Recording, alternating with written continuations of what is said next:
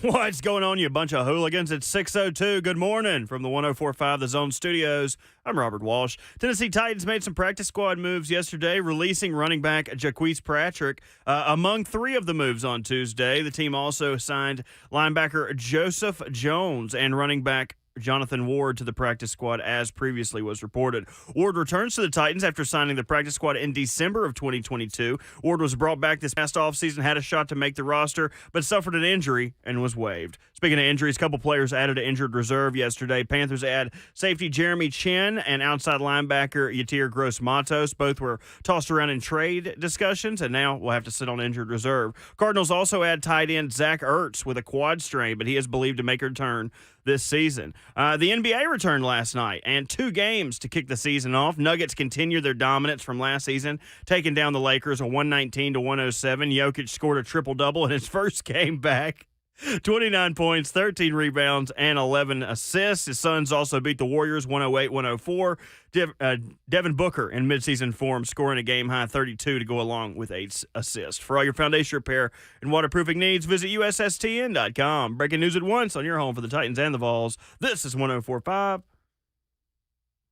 The Zone.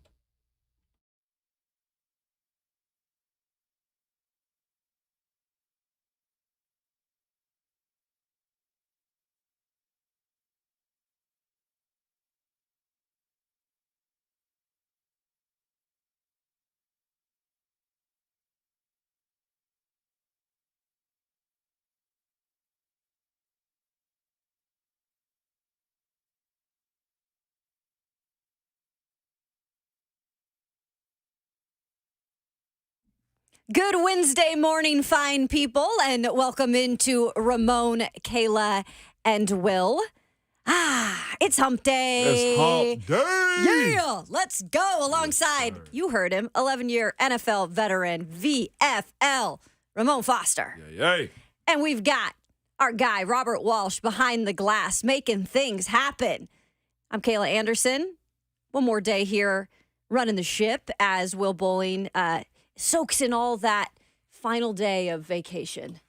Nothing worse than the final day of vacation. Right, because you're already thinking ahead, like, okay, now I'm going to go back to work. Yeah. I got 2 days left, but hopefully he's rested up and he's ready for Friday Junior No doubt about it. Are you a person, because this was always me when the kids do fall break and spring break was, if they got Monday through Friday off, I'm coming back on Thursday. Are you a day before, the comeback type of person, or are you a, hey, I'm coming back on Wednesday, I'm going back to work on Thursday?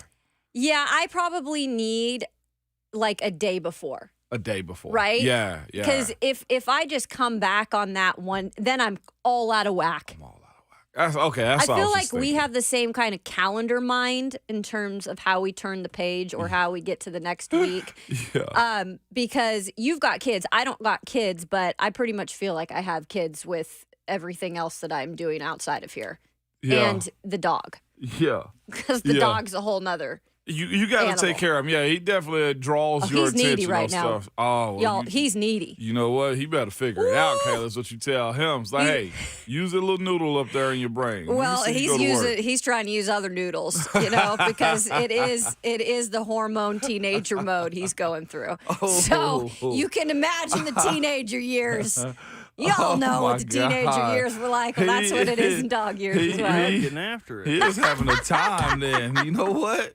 He is having a heck of a time out here. Wowzers, Rhett. Yeah, so welcome in. Yeah, absolutely. What'd you say, Bert? I think I've messed up before, guys, but this might be the biggest mess up I've ever had.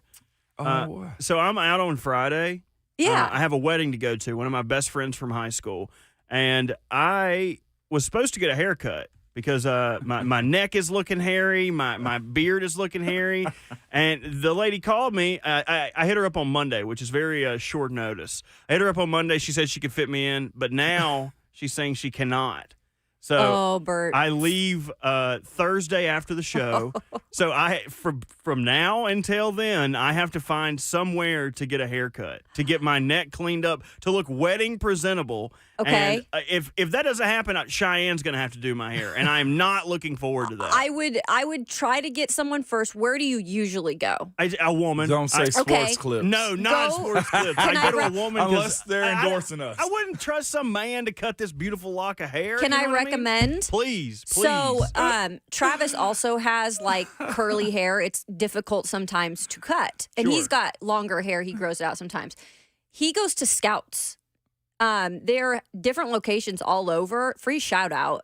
Scouts, you should come on, advertise with us. Yeah, for sure. But they are really good at what they do. And I feel like the one in particular in Sylvan Park. Okay. So I love that. Yeah. I love solutions because usually I come in here and complain with no solutions whatsoever. Yeah. Cheyenne last night was like, "I can do it for you." And no, honey, it's okay. I'd rather a walrus shave my back. Right? Man, go to the hood and get a haircut, Bert. Go ahead and let him trim you up real quick, man. I'd come out here looking real crispy. Boy, looking crispy, I know, man. right? Get He'd your have edge up. the Get sides all some done. culture and everything. Yeah, fade that thing up, Bert. Come on. You gonna do a half hawk? Is that what we're doing? I don't know. Tempting. Anything close to hawk makes me think of hunk. So I don't know if I can rock the hawk. I would love to rock a mullet before I grow up one day and You've cut all got these to locks at some off. point, Bert. You've never rocked a mullet? Never, dude. You'd think white trash as I am, you would think that I would have rocked the mullet at some point, but I have not. I know, because you missed like my age growing up. Like that's what we did normally was rock mullets in grade school. Like that wasn't even like trashy. That was like the fad. Oh, they're back. They're 100%. The Yeah. Hawks are back now. Oh, the mullets are back, man. I know. Have you guys seen in the break? You need to look up Bill Belichick's son. Oh yeah. That's what I'm going for with the mullet. When I get it, I should. want like weed eater accident. That's what I need. And That only is wear a good pit way. viper glasses too. Like Yeah. only wear the big Oakley glasses and pit. Yeah. He's always got the biggest chaw in. It looks like he threw a hammer in right before the game started. His lip is just protruding out. I'm like, how are you connected to Bill? Like, I don't see those two being alike at all. Hey, that's what happens when you grow up a little privileged, Kayla. True. It look a little different, man. That's true. That's a good it point, look a little Ramon. different. That's all it is. The Titans are definitely going to look a little different They on are. Sunday. Oh, my They are. gosh. And by the way, we're privileged to be brewed up by 8th and Rose. Yeah, I just want to yay. give them a shout out this morning. Cultivating community by the cup. You can find your favorite retail bag in every local Kroger, Whole Foods, and Publix stores now, which is amazing. So shout out to 8th and Rose, always getting us in the morning. As you can tell, we've all had some coffee this morning. But Bert's right.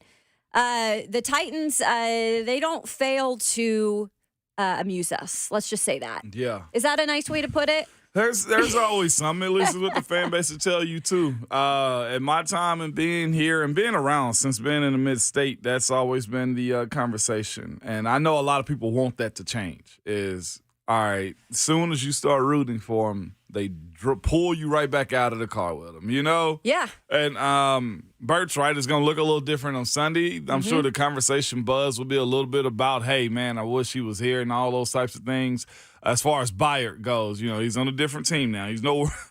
I said that like he was gone. I know, it's like- oh, this ain't a eulogy. Not but the end of the road in life. It's a big alumni weekend, and Byron's a huge part He of is. this team's history, Yeah. especially in this era of Titans history. Being a Titan, you know, this is going to be fascinating to see how it goes on Sunday. It really is. And yesterday, guys, at Vrabel's press conference, which we were chatting a little bit before the show started, just Vrabel is going to be Vrabel. And that's what continues to entertain us all is he's never going to shy away from being himself. And that means with the media, what the future holds with this team, that's yet to be seen. But I will say this, he still wants to be competitive this year. We'll see if that happens as they are 2-4 overall. They are 0-1 in the division. But as I say 0-1 in the division, that makes me pause for a second. There's still an opportunity Oh, yeah. because they have only played one division game. Not saying that that's going to be easy. But yesterday, of course, Derrick Henry and Amani Hooker spoke, which usually a Derrick Henry on a Tuesday yeah. is not a normal thing. Right. It was going up on a Tuesday for sure. But he and Amani, with so many big choice, like great words to say about Kevin Byard, calling him, I think, Derrick Henry, the best safety to play for the He franchise. said that. Amani Hooker saying, I have grown up as a man underneath this teammate of mine who he spent so much time with, even in the offseason, guys. yeah. They trained together a lot. So just a lot of great words. And that wasn't a shock by any means, but he really did touch his teammates in so many different ways in terms of how they grew up as players, just because Kevin Byard had been there the longest. Oh, yeah. I thought for sure Amani Hooker's words, Pierce, I thought a little bit harder than everybody else. Not that it was, a contest of anything, but he was a little bit more transparent, it seemed like, in how he talked about Byard and what he meant to him and to his team. And he was asked about him stepping up as a leader, a little bit passing of the baton type of situation. And by year, what is this, 5 or 6 for 5 for Amani? You start to grow up a little bit more. That's when you start to turn into, okay, I'm a pro now. Mm-hmm. And to kind of hear him speak on that a little bit. I know we got audio on some of this type of stuff that they spoke about yesterday. It was a long-winded press conference yesterday, and Byard deserves that. And those dudes, of course, wished him well and all those types of things, man. But we'll see on Sunday. The show does have to go on, and we'll see how this group looks. But yeah, definitely a big time day for the celebration of what Byard's been to those guys and to this organization. Yeah, and we're going to get to some of that Vrabel sound here coming up. Mike Vrabel, like I said, met with the media yesterday for the first time since Kevin Byard was traded. So what is the state of the locker room right now, and why are we going to see possibly Malik Willis and Will Levis on Sunday? We'll dig into it here on Ramon, Kayla, and Will, 104.5 The Zone.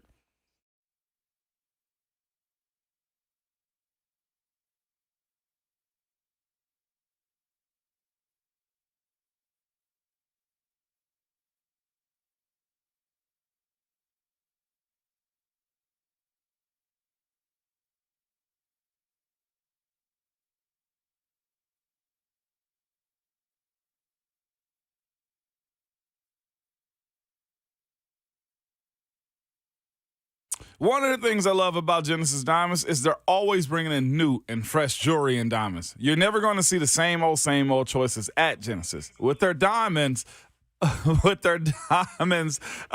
are always bringing in fresh cut stones straight from the world's best diamond cutters, every size you can imagine, including the larger rare diamonds, and 3 and 5 and even 10 carats if you need it, okay? Nobody has a diamond selection that can come anywhere close to Genesis. And with Designer Jewelry, Genesis has partnered with all the top designers from New York and Los Angeles. And they're on the cutting edge when it comes to what's in style, what's hot, what's new and different. The stuff you see in Genesis, you will not find at other jewelry stores. I promise you that, okay? So it's constantly moving, constantly changing inventory, always new selection. It's another reason why Genesis dominates the jewelry scene here and why people drive for 2 hours or more to be able to shop at this amazing store. They've got it all. A huge selection, uncompromising quality, unbeatable value, ironclad warranties, and white glove customer service. Genesis Diamonds and luxury pre-owned Rolex watches, too. New Rolexes have just come in at Genesis, the official jeweler of the Tennessee Titans, located in Green Hills and Cool Springs.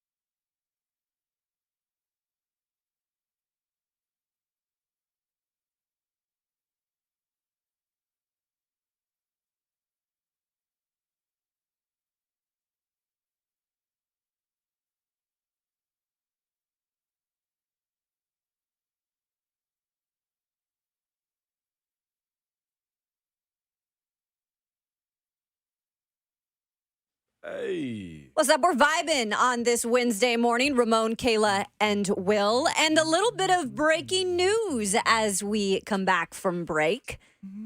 Ian Rappaport of the NFL Network reporting that the Tennessee Titans are preparing rookie quarterback Will Levis to start on Sunday.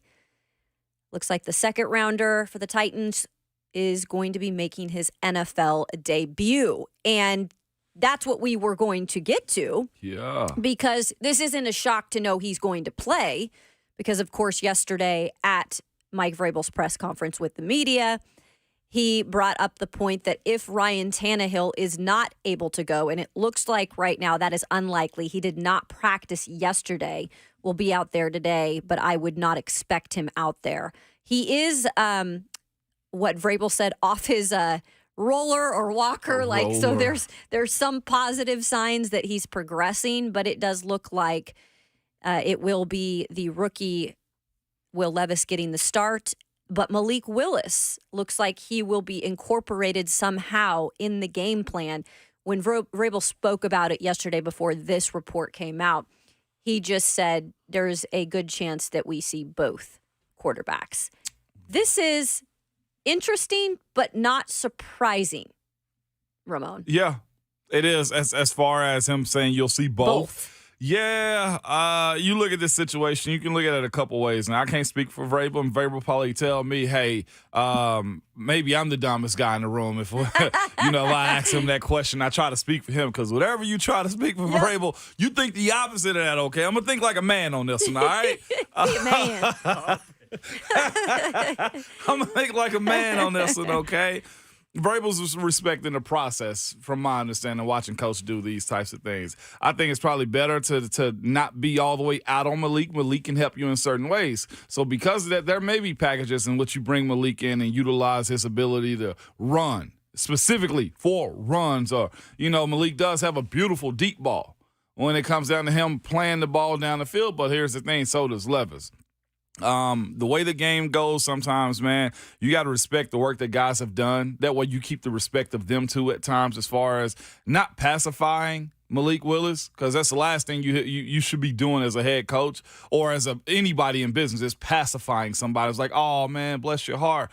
Like, if Will Levis deserves to take this shot, Will Levis will get it and start. Now, here's the thing. I'm sure the contingency is if Will Levis goes in and don't do what you want him to do, or if there's a situation in which Malik can help this team, whether it be on the ground, Kayla, or whether it be, some option stuff, simplifying the offense for Malik Willis. And yeah, it's fair to say both will be used. But if Will Levis decides to take over the game, the flow of it is probably going to be more him.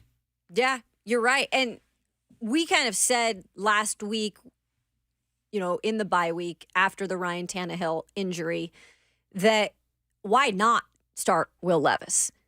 And how much we see him, I don't know. I think we're going to see him a good chunk of the time, because I think you're right. I think Malik Willis could be used in certain packages, designed runs, RPOs, whatever it might be. I think Will Levis, they're going to try to get him out there and get him as many live reps as possible, because I really do believe they feel like he is the future. Now, whatever Malik Willis, they think about him right now, I don't know. I feel like they're still giving him an opportunity, but is that to be possibly the backup if he can't win the starting job? Like, that's to be determined. That's a discussion for a later time, because that's also interesting in its own right. It is. If that is the case. But I think on Sunday it will be refreshing in a way to see Will Levis out there. And I'm not saying he's going to go out and run the world. There's going to be mistakes. Like, this is his first ever NFL start. Yeah. But as a offensive lineman, someone who played the game, do you take as a team, when there's a rookie out there for the first time ever, like, as the team, like, how much more comes to your mind of like, oh gosh, we've got to like step it up to another level? And I know like this team needs to step it up altogether, but when there's a rookie that is starting. The reason teams love franchise quarterbacks is because their knowledge. And the reason you love to have a guy around for a very long time is because they get better and know more things. They can expect more things. They can predict more things. They control the flow of the game. When you have a veteran guy, that's why, honestly, it was better for Tannehill to start in these situations, right? Because this team is younger as far as age-wise, as far as the guys or lack of experience they've had as starters, right, offensively. So when you put in a rookie, Kayla, all that experience goes out of the door. All of that, hey, you can predict and tell what the defense is going to do more times than not with the veteran quarterback, goes out of the door. It wouldn't shock me if the Atlanta Falcons decide they want to light up the Tennessee Titans, because why? If I can pressure that dude that's never been in this moment, this situation, then we got a better chance of making him either turn it over, not be able to see the defense, or, heck, he might just carve us up, and we'll live with the last one, right? So as the offensive line, Kayla, you got to understand this. If we don't establish a line of scrimmage, I know this sounds like one of the oldest cliches ever, but somebody that's been in that position that had to have rookie quarterbacks in a Landry Jones, a Mason Rudolph, you know what I'm saying, Joshua Dobbs in those situations, that pressure and anxiety of your job goes through the roof. Does it? You got to find a way to set the tone. Know that, look, our guy's going to have time, and if you hit him after the whistle and the ref don't call it, you're going to have to deal with us. So there's a big brother aspect of this that goes into play as far as protecting him before, during, and after the play, and making sure that you can make him as calm as possible. A lot changes, Kayla, when you put a rookie back there. A ton does. I feel like the defensive coordinator is over there sharpening his knife for a steak, because that's what you want to do is dice him up. What you hope is Levis' talent shows up. Hey, that exactness, that accuracy, those good things that you did at Kentucky that have people salivating over you being a first-round draft pick. Just so happen you slip. I'm looking forward to seeing what this is going to look like, because if Kayla, they do decide to blitz him, he know where to go, where the hots are. He got the arm for it. He's got the intellect for it. And if he does just so happen to use his legs, so better. You know, it's so much better for him. So be it. And you brought up the intellect, and I will add to that, Ramon. I remember the first day we spoke to Levis, and he was talking about just how much he's in, studying outside of the actual building. And I know that 7th round pick, I'm just blanking it right now. This year? Wide Jalen receiver. Johnson? I'm just completely blanking it From right now. this year? Six or seven. Dowell. Colton Dowell, Dowell. thank you. Yeah, I'm just completely blanking it. Colton Dowell was rooming with him during rookie minicamp. And Colton Dowell said, yeah, he's just sitting in there like on his iPad just studying. Like that's all he does is just sit in there and he's just studying away. I look at Will Levis and I see a guy who takes this very seriously in terms of the knowledge part. Yeah. And we've heard stories about some former quarterbacks in the league who don't even open a playbook. Right, right. Like that blows my mind. Like I feel like Will Levis is literally the complete opposite of any of that. Like he will be that guy that will study until he knows exactly what's going on. And I think we'll see a little bit of that in terms of how he handles situations. There's going to be a learning curve, absolutely. But I think the way he handles situations, I think from everything I've seen from him, it will probably be more impressive than some other rookies. Yeah. Just because that's the way he carries himself. And again, he does the work. And Mike Vrabel's been very impressed with the work that he's done here over the past few weeks, several weeks in terms of the growth. Ramon, when it comes to a locker room, though, and I'm interested to go in that locker room to say what the pulse is today. Yeah. Mike Vrabel, like I said, wants to compete this year still. Yeah. 2-4, absolutely. okay, that's fine. And so we talked to him yesterday, and somebody had asked the question about, how do you convince a locker room moving forward after you just traded a piece like Kevin Byard to continue to compete? And this is what Mike Vrabel had to say about that. I understand that this, I have a job. Everybody else has a job. We need to do that. It's what we've always done. We'll compete. I'm sure everybody has their own personal feelings on it, just like I do. Ask that they, whether they agree with it or disagree with it, ask that they respect it, because that's how we've done things here. And again, when you make a bunch of connections with them and the players, sometimes it just it goes. There's a business side of it and there's a personal side of it. You know that. Mm-hmm. So the business side has to be looked at as we got to move forward. There's a personal side. It sucks. But if you want to win in that locker room and, like Jeffrey Simmons says, I have a family to feed. Right. Like business mentality, right? It is. Easier said than done, though, I think. I think it's easier than you expect. Mm-hmm. It is easier than you expect. It's not like the ghost of him is going to be sitting around. Like, he's in a total different jersey now. I love and respect the heck out of him, but now he's on the opposite side. It's how you got to do it. Relationships continually evolve and move in the NFL and professional sports, and you know that too in your line of duty. Like, you see people one year, they're not there the next year. So, and you just gradually move on from those things because, again, you go out there reflecting on Kevin Byran not being here, then you're going to get your face smashed in from wanting him to be around. It's how you got to kind of look at that. But it's fascinating to kind of hear Vrabel say whether they agree with it or not. You got to respect it. Mm-hmm. And that's just simply what it is. I'm very interested to see how this team does respond without Byran being there. But a lot of changes happening right now. And I know you probably say, it's only 2 moves. Yeah, but it's some significant moves. We're talking about the potential of, one, your all-pro safety is gone. Mm-hmm. You got to figure out what the move is for Terrell Edmonds, if it's him or Elijah Molden who steps up in this role. By the way, practice yesterday. Yeah. Good sign. Big time right there, man. They got a bonus day. Yeah. And then, of course, left tackle out the bye. And then moving from there, is this the introduction of Will Levis? I'm seeing people, and we got callers too, Kayla. Yeah, we do. We're going to get to the F&M Bank phones real chat. quick. Somebody said this, and here's the thing I preface the callers for and everybody else going into this weekend. This is a telltale sign where a lot of this fan base is at. Yeah. Okay? It's this statement right here from CR and the F&M Bank chat. I am not a Levis fan, and I hope he proves me wrong. Yep. If you're rooting against him this weekend, and CR isn't in the F&M Bank chat, are you really a fan of your team? Because the thing is, you want to see him win and be good. If you get a second-round pick who turns into a star for you, you've saved a lot of money, number one, and you got to answer to the questions you've been looking for so many years with the fact that a lot of you guys don't like Ryan Tannehill. You're right. And guess what? In this league, you got to gamble sometimes. You have to. And guess what? The quarterback, probably the most gambled on position, especially when you draft them. A lot of them hit. A lot of them don't. A lot of them At least don't. this wasn't a first rounder. Exactly. Let's go out to the phones. Alvin. What's up, Alvin? Hello? Hey, You're what up, on. Alvin? You on?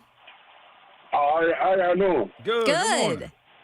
Hey, ladies and gentlemen, I just want everybody to know out there in the radio world, this has to happen. I mean, a lot of people is upset and, they just don't wait the season, man. This had to happen.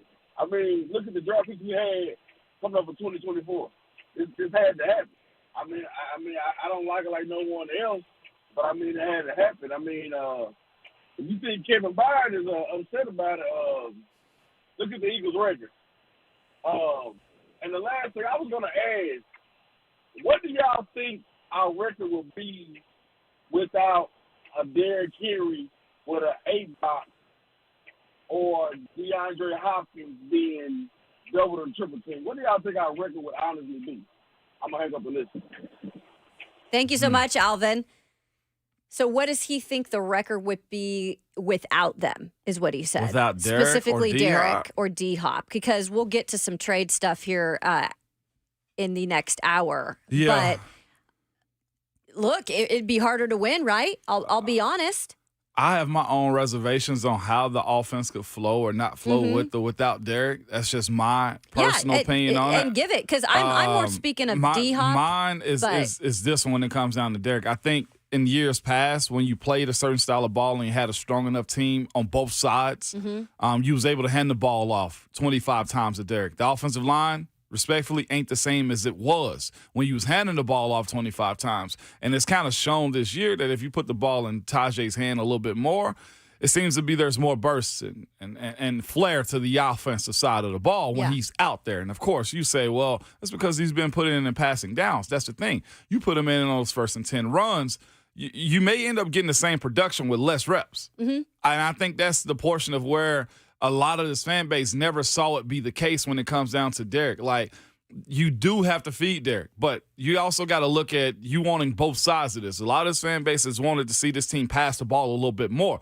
Well, you can't pass the ball if you're handing it off to 22 every single time, and it may be 2 yards, 3 yards, or 3 and out. And a lot of the blame has gone to the offensive coordinators. Be creative, but here's the thing. Derek's style is for you to hand the ball off that many times. This year ain't the year that you should be doing that philosophy of offense. And I think Tim Kelly, you look at him, I think he wants to incorporate more Tajay as far as you looking and saying, hey, you put the ball in one of your more dynamic playmakers' hand, even if he is a rookie.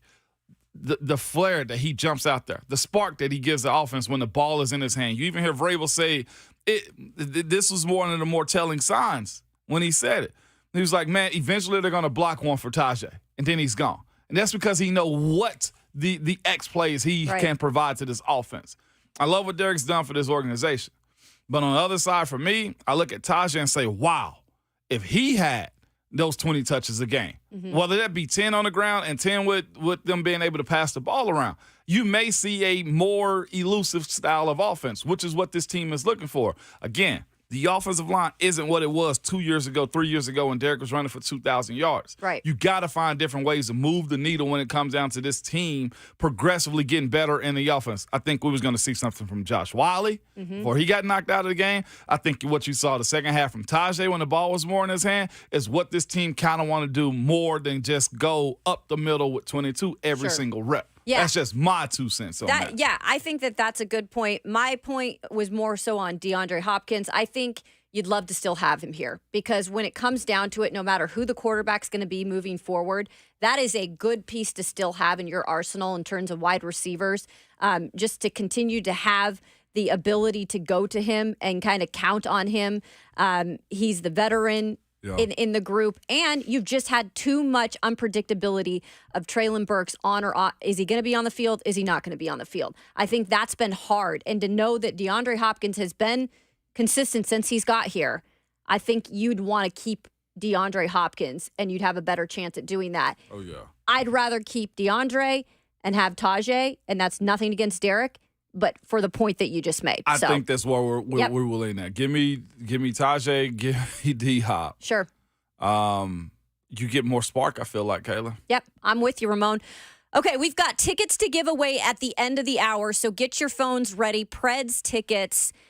And then we're going to be digging deeper into the trade rumors. Just speaking about Derrick Henry, he's still being brought up in trade talks. Could the Dallas Cowboys be interested? We'll share what Jerry Jones says about being buyers before October 31st. It's Ramon, Kayla, and Will on 104.5 The Zone.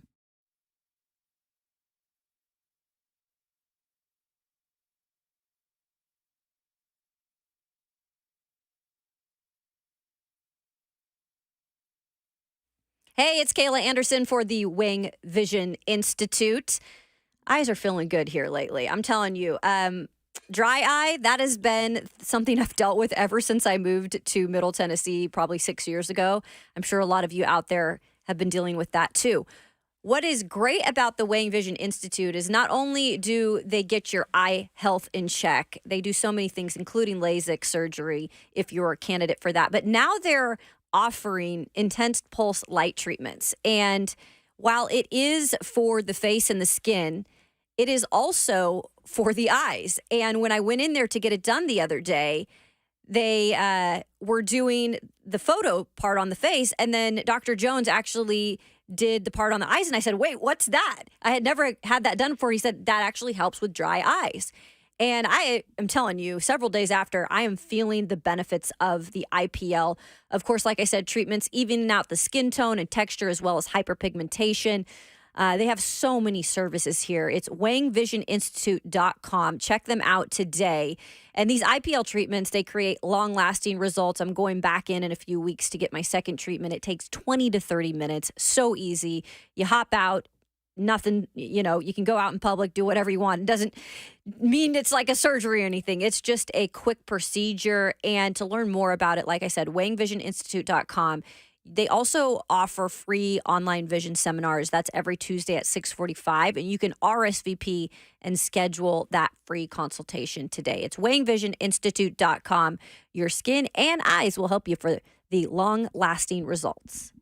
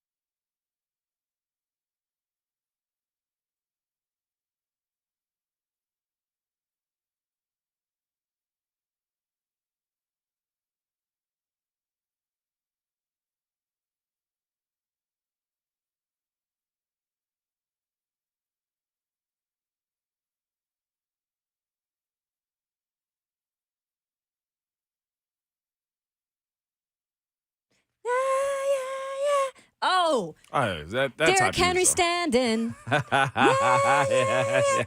That's right. Freestyling it, Kayla. Baby, he's still standing in two-tone balloon as we speak, at least. Yeah, exactly. What the future holds, I don't know, Ramon. Welcome into Ramon, Kayla, and Will here on this fine Wednesday hump day. Hump day. Yeah. Well, I told you we would talk a little Derrick Henry and update on trades because guess what? I'm looking at my Twitter X timeline every few hours just to make sure I haven't missed anything on this because I feel like stuff continues to develop day by day. So when Derrick Henry was asked yesterday about, just having an opportunity to win a Super Bowl and, maybe doing it somewhere else. And, Derrick Henry doesn't always love to be asked those sorts of questions. It is always uncomfortable for anybody. But Derrick specifically, he was asked about it several times yesterday and he says, hey, I'm here at work. I'm ready to practice and I'm ready to focus on beating the Falcons. And that was pretty much what he said about that.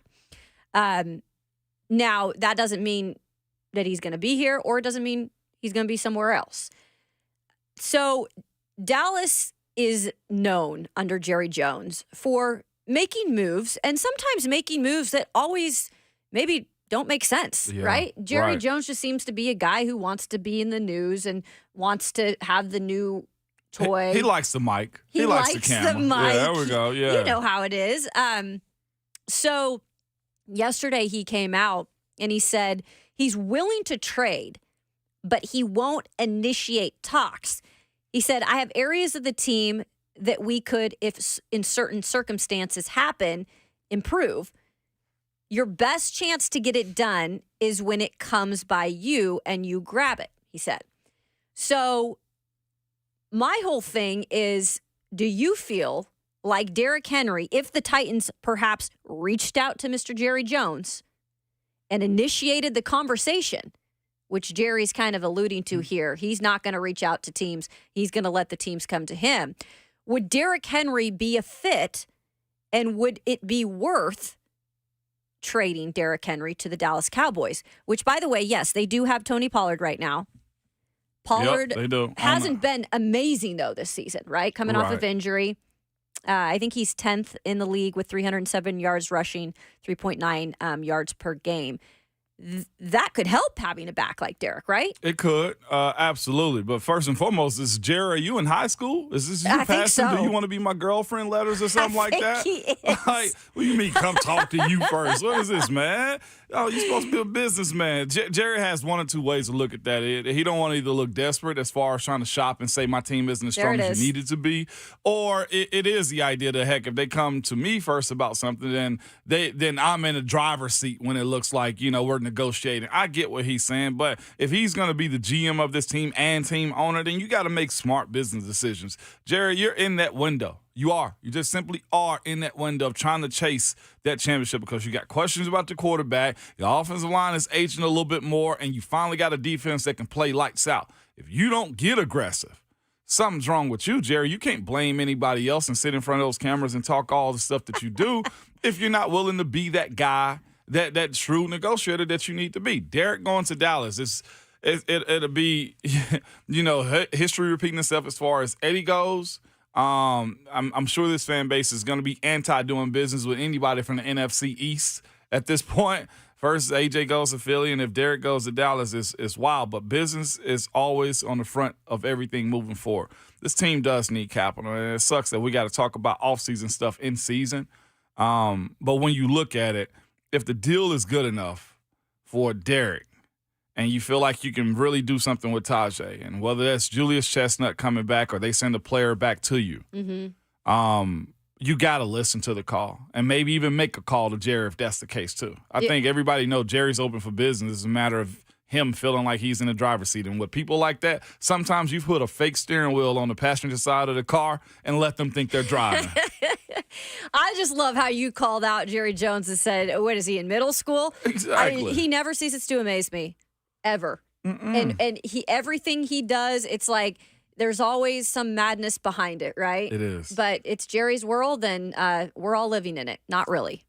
I choose not to. Exactly. All right, it is Winning Wednesday here at 104.5 The Zone, and the Nashville Predators are celebrating their 25th anniversary season, and we've got tickets to give away to see them in Smashville. Be caller number 5 now to win 2 tickets to see the Preds take on the Toronto Maple Leafs Saturday at Bridgestone Arena. The phone lines are open. All right, coming up after the break, Ramon Foster at 7:20 going to give us a little insight, a little scout meeting Wednesday on Arthur Smith and the Atlanta Falcons. Plus, we give a little update on the left tackle position and who might be taking over that position. That's coming up next on Ramon, Kayla, and Will here on 104.5 The Zone.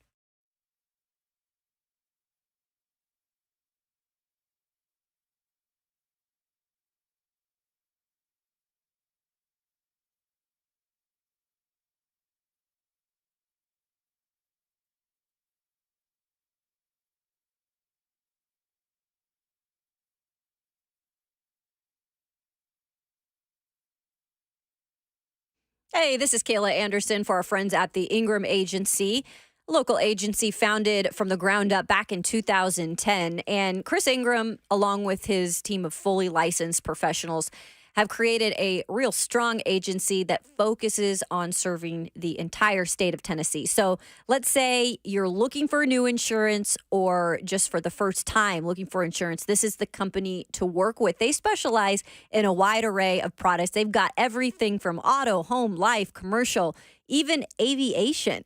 And it's not your average insurance company. The Ingram Agency, founded on passion for education and support of their clients. And their number one goal has always been to guide you, the client, comprehensively. So if you want a family-owned insurance company who cares about the customer, make sure to call the Ingram Agency, 615-206-8276, or you can log on to theingramagency.com. Rest easy with the Ingram Agency.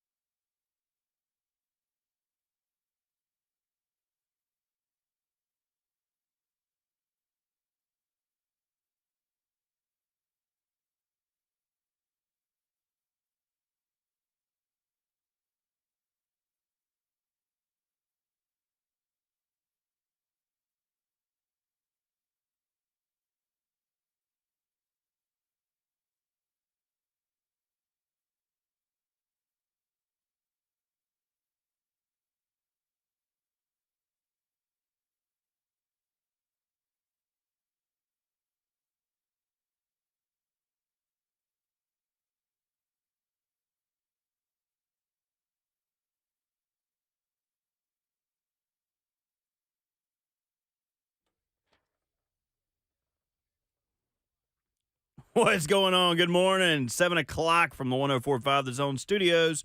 I'm Robert Walsh. Tennessee Titans released running back Jacquise Patrick from the practice squad, along with some other moves yesterday. Team also signed linebacker Joseph Jones and running back Jonathan Ward to the practice squad, as previously reported. Ward returns to the Titans after signing the practice squad in December of last year. Ward was brought back this past offseason, had a shot to make the roster, but suffered an injury and was waived. Speaking of injuries, a couple of players added to IR yesterday. In Carolina, Panthers add safety Jeremy Chin and outside linebacker Yatir Gross-Matos. Both players were tossed around in trade rumors, but now will have to sit on injured reserve. Also, the Cardinals adding tight end Zach Ertz with a quad strain, but he is believed to make a return this season. Also returning this season, NBA last night with 2 games to kick the season off. Nuggets continued their dominance from last season, taking down the Lakers 119-107. Jokic scored a triple-double in the first game back, 29 points, 13 rebounds, and 11 assists. The Suns also beat the Warriors 108-104. Devin Booker in midseason form, scoring 32 points as a game high to go along with 8 assists. For all your foundation repair and waterproofing needs, visit USSTN.com. Breaking news at once on your home for the Titans and the Vols. This is 104.5 The Zone.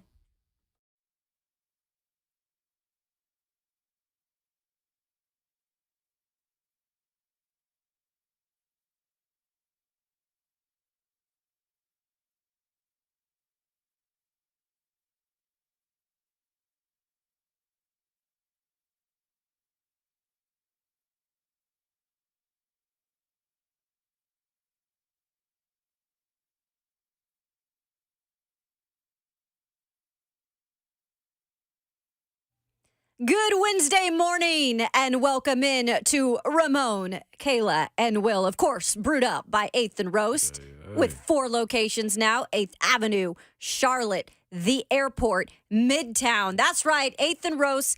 Coffee cultivates community by the cup. You can find your favorite retail bag at Kroger, Whole Foods, Publix. They are taking over the world, and it's a good thing because that is amazing coffee, great food there as well. We thank you alongside 11-year NFL veteran Ramon Foster. He is here this morning gracing us with his presence. Thank you for that. You Robert just stayed Walsh. home. Welcome. I could have just stayed home. I you thought coulda about just it stayed hitting home. and throwing my phone against the wall and just staying at the crib today. Right? I thought about it. What if we all just thought about staying home today? What would have happened? It would have been bad. Yeah, it'd be real bad. Probably would have not gone well. Yeah. That happens to me too often, though, where I wake up feeling good at like 4:15.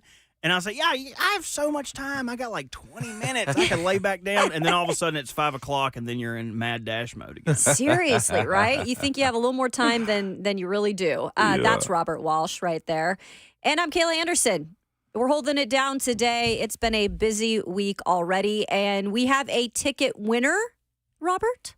No, we're doing the tickets right now. We're doing the tickets right now. So if you would like tickets to go see the Nashville Predators, it is their 25th anniversary. Be caller number 5 right now and win 2 tickets to see the Preds take on the Toronto Maple Leafs Saturday night at Bridgestone Arena. That is officially now. The lines are open. At a Saturday night, too? I'll take that, Kayla, all day. Saturday night, yeah. Absolutely. I'm kinda perturbed at them, though. Why? What happened? They haven't reached out to me to do Bert's Boney yet. Oh, you got to get on the Zamboni. I know they got to have me out there. Like no one else is going to be an expert at driving a large machine on top of ice and also catfish. Who else could be a master so mix? You of could ice? do it all. That's so right. Yep. I'm telling you. And they better not have you get like a special license to drive the Zamboni either. Like, no. Hey, and I got my forklift license. No, look, man, I know how to drive this thing. Move over, kid. Yeah. I know a guy. I could get I know a forklift guy. certified if I needed to. Those things are so high up off the ground. You don't realize till you get up on one how high up off the ice they are. And I don't know how they drive those and make those perfect ice lines like a lawnmower, because it's twice the times the size, 3 times the size as a lawnmower. But they're doing that on ice and making those lines look perfect. Like, What a skill. Yeah, Right? it is a skill, but I want to drive that thing like Marshawn Lynch. Right? You know what I mean? Like the Amish. the golf cart. No, like he was on the golf cart when he was at Kyle. Like I want to drive it and clean up the ice like Marshawn Lynch. Okay, put Marshawn Lynch on the Zamboni. I'll watch that all day right there. Dude, put that man on the wagon. He was in He's Amish good. Paradise. Like, get him on a wagon with the rims, wherever he Yeah. goes, he's going to create entertainment. Yeah, That's no for doubt. sure. Well, the Titans are creating entertainment in many different ways, whether you like it or not. But I will say this. I think fans are kind of excited to be seeing Will Levis on Sunday, excuse me. And not only Will Levis, but Malik Willis too. Ian Rappaport reporting this morning that sources say Will Levis will get the actual start. We'll probably see Malik Willis in some certain packages, RPOs. We don't know yet how that's going to look, but it does look like Will Levis is going to be your starter, Ramon. And to add to that, at left tackle, it looks like Nicholas Petit-Frere will be your starter. He did practice with the ones yesterday, taking reps with the ones, obviously coming in at the end of that Ravens-Titans game to relieve Andre Dillard of duties. And it looks like we're going in that direction. Yeah, it does. Vrabel's just kind of short on the answer for the most part. Pretty much said that MPS was going to be given the opportunity, and that's what he pretty much essentially called it, was an opportunity for him to display why he deserves to be the starter there. I honestly didn't expect him to, be in the starting lineup this quick. I thought, of course, Dillard would, still they would do a little back and forth and everything like that. But I feel like, I guess, this team is not afraid to say, all right, we'll cut bait if we need to. And that seems to be Andre Dillard's situation more than anything, if NPF can still prove himself. Mm-hmm. So here's the reality of the situation, too, when it boils down to NPF, Andre Dillard, and the depth of this offensive line. You sign Andre Dillard to a 3-year deal. It really breaks down to a 1 and prove it for the next year. So, if you sign a left tackle $10 million a year in today's world, that is a value price for a starting left tackle. So they had to give up some coin to get Andre Dillard. And next year, if we're talking about that for a second, and NPF is in a position to where he keeps his spot, you don't necessarily have to cut Andre Dillard. You can ask him to take a reduced salary. If he doesn't want to do that, then, you can get him off your books for sure. But if he does take a reduced salary to be your swing guy moving forward, you get depth. You get a veteran that can at least come in and save the day for you. Honestly, the same role that he was playing in Philadelphia. Mm-hmm. This is a big moment for Nicholas Petit-Frere, though. Yeah. He has to show up and prove. The deficiency that he saw in London against the Ravens, fix that. The spin move. If he thought he got a spin move against Baltimore, he's going to have to face Bud Dupree this weekend. Ooh-wee. Bud loves the spin move himself. He does. He's a heavy body guy, and he's going to try to expose it. Your tape travels for about 3 weeks before it gets off your film. If you don't make it leave your film, MPF, it's going to be a long day of work for you against guys like that. And not even just that, you go from this defense that the Falcons have to Pittsburgh next Thursday. So clean it up and clean it up fast. And good on him, Kayla, for working in the break when he was suspended. Yeah, he did. And he came back sooner than he thought, because he found out just like all the rest of us did when the suspension had been cut in half. So crazy. It's not like he didn't know he was coming back that soon, but yet he seems like he was prepared. And look, everything we know from Nicholas Petit-Frere, he is a hardworking guy. And I know he made a mistake, and he owns that. And he's owned that. He said it several times. But if he can continue to show that he can be the left tackle for this team, at least this season, that's a bonus, right? That's helpful, because then you're right. You have Andre Dillard as backup. You have Dylan Radins as depth as well. So you're starting to see a little bit more of the depth of this line now with just one move of MPF coming back. Now, he's got to prove himself, because I think we saw the run game in terms of, run stoppage. Like, he was good in that aspect. But let's see what they can do in terms of pass, right?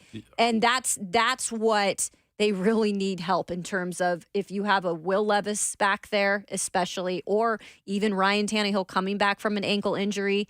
That ankle gets messed up one more time. It's probably surgery again, right? Yeah. So I feel like you got to get better on the pass blocking. And that's something that maybe MPF and Peter Skoronski can continue to build together. That's what's most beautiful about yeah, it. Is you're going to yeah. end up getting you can potentially start to shore up your line with two young guys and a more veteran Aaron Brewer.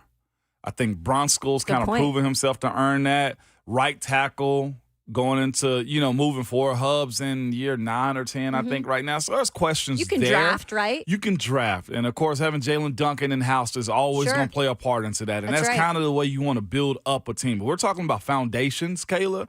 We're talking about having the ability to have depth, not just at the offensive line position, but also at wide receiver. Also knowing that you got some youth at your skill positions. You look on the other side of the ball, that's something that probably has to be addressed soon at some point. Getting Big Jeff some help consistently that he wants and need on the defensive front. Finding that premier linebacker, if that is the thing for you next year too. But you're starting to find some foundation-style guys that this team can build upon. Now, of course, getting all that to work on the field is what it's all about, because we can talk about foundation all we want to, Sure. but that's the reason we got USS, because it may crack if it's Shout not out, right? good, right? It can crack if it's not good, Kayla. But what I'm saying is if you get NPF and you get Skronsky and you get Brewer and you get Bronsko, who's also in a position to move into years 5, 6, 7, 8, 9, 10 here in Tennessee, that's a good foundational start right there. Yeah, I agree. Well said, Ramon. And just another couple highlights of the Mike Vrabel press conference yesterday. Traylon Burks, when they did practice last week before the bye week, he did practice, and he practiced yesterday. So all signs are pointing to a Traylon Burks return, which is a very positive sign, y'all. As for Kyle Phillips and the punt return game, I asked about that. Look, don't think you're guaranteed to see him back there. I think they're finding ways to maybe find somebody else who could go back there. I don't think the answer is Amani Hooker now that safety Kevin Byard is gone. Yeah, no, you and can't he's expose your him. veteran there, but we'll see what happens with that. Mike Vrabel also taking some accountability, saying we probably just shouldn't have had him back there when he did muff that punt. So he did. If that wasn't hard question to ask right there too, that was a great on Vrabel to own that one. Vrabel owned that one. That was on me. he did. He owned it. That was solid right there, man. Yeah. So we've got some Scout Meeting Wednesday to do. I'm really excited about this one. Some good stuff. I know, and a lot of Good stuff. the listeners know the names Yep. of players on this team because it is the Atlanta. The Titans? What I is it? forget the North? name. I think that Mickey West had or something. Yeah. Titans South. Titans South. I don't even know where Southeast we is are what we call compared to Atlanta. Yeah. My geography is horrible, people. All right, we'll get to game prep for the Falcons. Ramon Foster brings you Scout Meeting Wednesday and much more coming up on RKW here on 104.5 The Zone.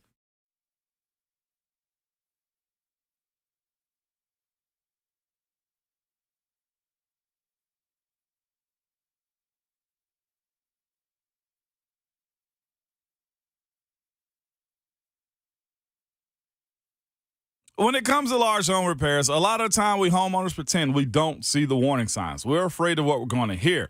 This is especially true with waterproofing and foundation repair. It could be something big that needs to be fixed right away, or it may be a small problem now that'll become bigger later. Or it could be nothing, okay? Bottom line is we don't know. We certainly don't want to be sold something we don't need. What we need is a peace of mind, and United Structural Systems is the company to give you that. They have over 25,000 100% satisfied residential customers. Here's how they make that happen, all right? When USS comes out to your house, you're going to get a problem solver who provides a peace of mind to the customers. That's you, the homeowners. You're not going to get someone who's worried about meeting a sales quota, upselling the next big thing, but someone there to educate you, help you understand what's happening with your home. At USS, the only measure of success is how satisfied the homeowner is and not a closing ratio, okay? This attitude and culture is the reason why they keep their employees year after year, from project managers to customer service to productions. Some have even been at USS for 25 plus years. So if you have foundational issues around your house or waterproofing issues, you got to reach out to USS because homeowners trust USS, keeping homes dry and stable for over 25 years. USS serving Middle Tennessee, Southern Kentucky, Western Kentucky, and Northern Alabama. You can reach them online at ussTN.com or call them 615-488-7855.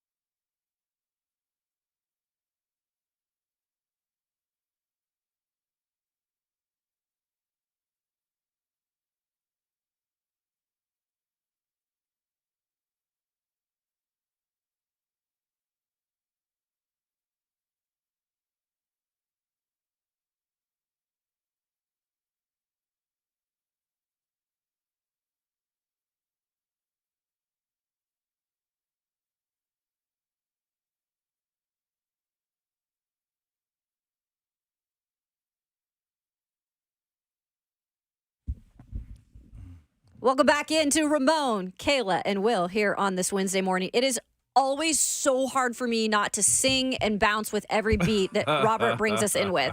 I'm such a music person. I'm like, hold that, Kayla. And Yin Yang Twins is always I know. a bop. Always a bop. Right? I just want to like get down, you know? Always a bop. I'm starting to feel old though now. Like all the don't stuff you that say you're old.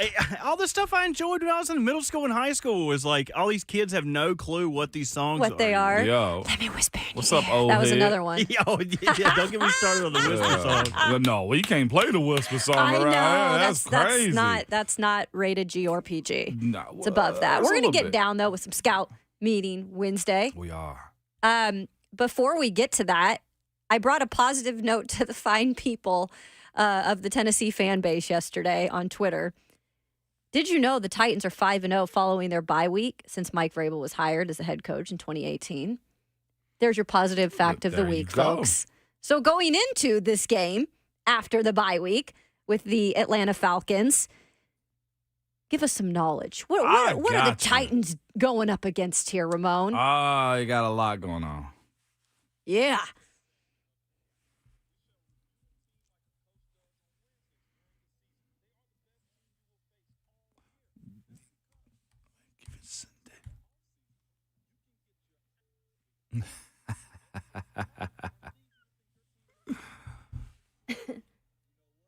Good. Yeah. Yeah, there we go. This was good for me. This is very fascinating, man. This team has a lot of stuff that you can say, oh, wow, we should beat them. But then you look at their roster, you look at some of the teams they've beat, and you look at how they operate with Arthur Smith and them getting healthy, and it seems like the talent that they have, it truly is that for Sunday. If this Tennessee Titans team doesn't come out ready to play, you can seriously get beat this Sunday. Like, they're that type of team, okay? But let's just start here, though. It's return for a lot of former Titans or people who've had interactions with the Titans, man. Starting with Arthur Smith. Of course, everybody longed for the days that Arthur was here. Those are the days of, gold-paved roads and stuff like that, man. Roads and stuff like that. But Arthur is there. Jonnu Smith, man. Bud Dupree, Michael Pruitt, and, of course, VFL, Kadera Patterson's not a former Titan, but, of course, he's been in this state for a little while. Interesting. Here I go. Look at their wins. They are against lesser opponents for the most part, except for one of these teams. But they've beat the Panthers, Green Bay, Houston, and Tampa. Houston's the only one that comes off as an anomaly, but I'm watching this game during the show a little bit just to keep up with what they got going on. They came out hot in that Houston game. Like, they did some real good stuff against the Houston Texans. But there's no real rhyme or reason to their losses or wins, just being honest with you, because the losses are to Washington, Jags, and the Lions. You know what I'm saying? Like, but they beat a good team in Houston that we expect, and Baker's had Tampa reeling pretty good. So, again, these are one of the more dangerous teams. Like, if they were only losing to good teams, you have to question. Washington ain't really a good team. Jags got some good stuff going on, too, and the Jags jumped on them early in London. And that's when the Jags started their That's when they started their winning streak, run yeah. that they're on right now. So there's no real rhyme or reason to the wins and losses. That's what I'm getting at. And you don't have if you're not right-minded on Sunday, on Love You Blue weekend, then that could be a very bad homecoming for the guys, the Titans alum. And we don't need that, okay? But the offense isn't producing anything special, but they got special players as far as the Atlanta Falcons are concerned. They're averaging only 16.4 points a game right now. And on third down, they are 39.4%. That's decent. That's pretty good at with what you want to do. So that's the tale of what they got going on. They'll move the ball and kick field goals because of third down, but they can't get to the end zone as consistently as you need them to. Mm-hmm. That's their biggest issues, or turnovers happen and whatnot. So here's the thing. Starting with Desmond Ridder, have to start with him. He's the quarterback one there. First thing first with him. Has 6 fumbles on the season. It's been snap issues. It's been sacks. It's just been flagrant plays where the ball just swipes out of his hand and he just doesn't control it, man. If you get close to him, this is one of those games. If you can pressure him, and I've always been anti-pressure, like either you get the sack or you don't, or either you mess up the quarterback's throwing path or don't. That's what pressures are to me, okay? But if you get close to him, swipe his hands. He might just give you the ball. Yep. This weekend, swipe at Desmond Ridder. He might just give it to you. The fascinating thing about him, completing 65% of his passes. But again, he has 6 touchdowns, 6 interceptions. So, again, it's hot and cold when it comes down to him, man. He's been sacked 24 times. That's 4th in the league right now. Commanders, by the way, have given up 40 sacks. 40 We're sacks? just now getting halfway through the season. 40 sacks. Insane, man. And by the way, the Titans giving up the 6th most sacks in the league. Okay. Too. Another thing with Ritter, he has 6 fumbles. And this they year. do. So 12 turnovers from one player. One player. Kind of egregious. I agree. That's pretty trashy right there. So if you get close to him, get the ball out, man. He might just throw it right to you. Last game also, it was very fascinating watching that game. It had 6 carries for 38 yards and a touchdown. I think it would have had 2, but one of those balls, of course, Bert, you just do your point. He crosses the end zone and the ball gets knocked out of his hand for a touchback. So he's the gift that gives and the gift that takes away, man. He's Santa and a Grinch at the same time, all right? And not to cut you off, you're on a roll there, but another stat about him, he leads the league in fourth quarter comebacks and game-winning drives this year. He has 4 game-winning drives and 2 fourth quarter comebacks for the Falcons. See what I'm saying? So he giveth and he taketh away. So how do you does. prepare for a guy that can dice you up? Wow. But also just you don't want to miss the balloon balls that he throw to you either. Right. Or the ball bouncing the right way. So that's Desmond Ritter for you, man. It'll be interesting to see how Arthur Smith, and I'll start off the rest of this too by saying this. You got to expect Arthur coming back to Tennessee on this big weekend. He might have a little bit of juice in his play calling. Yeah. Arthur's kind of known for that, too. That's the former player in me, a competitor in me. It's like, if I'm playing against somebody, I'm going to show you a little bit. So Desmond Ritter was running the ball a lot more last weekend is what I saw. Those 6 carries is a lot from me, from a quarterback. Let's go to Bijan Robinson. Battle of the running backs this weekend. Derek versus Bijan, I think, is a great matchup. Watching how this goes, man. Just like Arthur likes is what I have. His last game was weird for him. He had 6 plays and only 1 carry. They inappropriately didn't put him on the injury report. The NFL is investigating that right now. They said he was sick or something was going on. Weird. Yeah, that was kind of a weird situation that played out there. It was, man. But he is their bell cow. He's averaging 5 yards a tote right now. Super dynamic. He can catch the ball well. He stops on a dime. He goes like an electric car. He stops and he instantly goes, man. Surprisingly, though, all of that, no rushing touchdown, and he's got 2 receiving touchdowns. So that tell you about you can play him in the run and the pass, but he has nothing on the ground right now. Their backup running back, because they have running back by committee also, like most teams, Tyler Algier.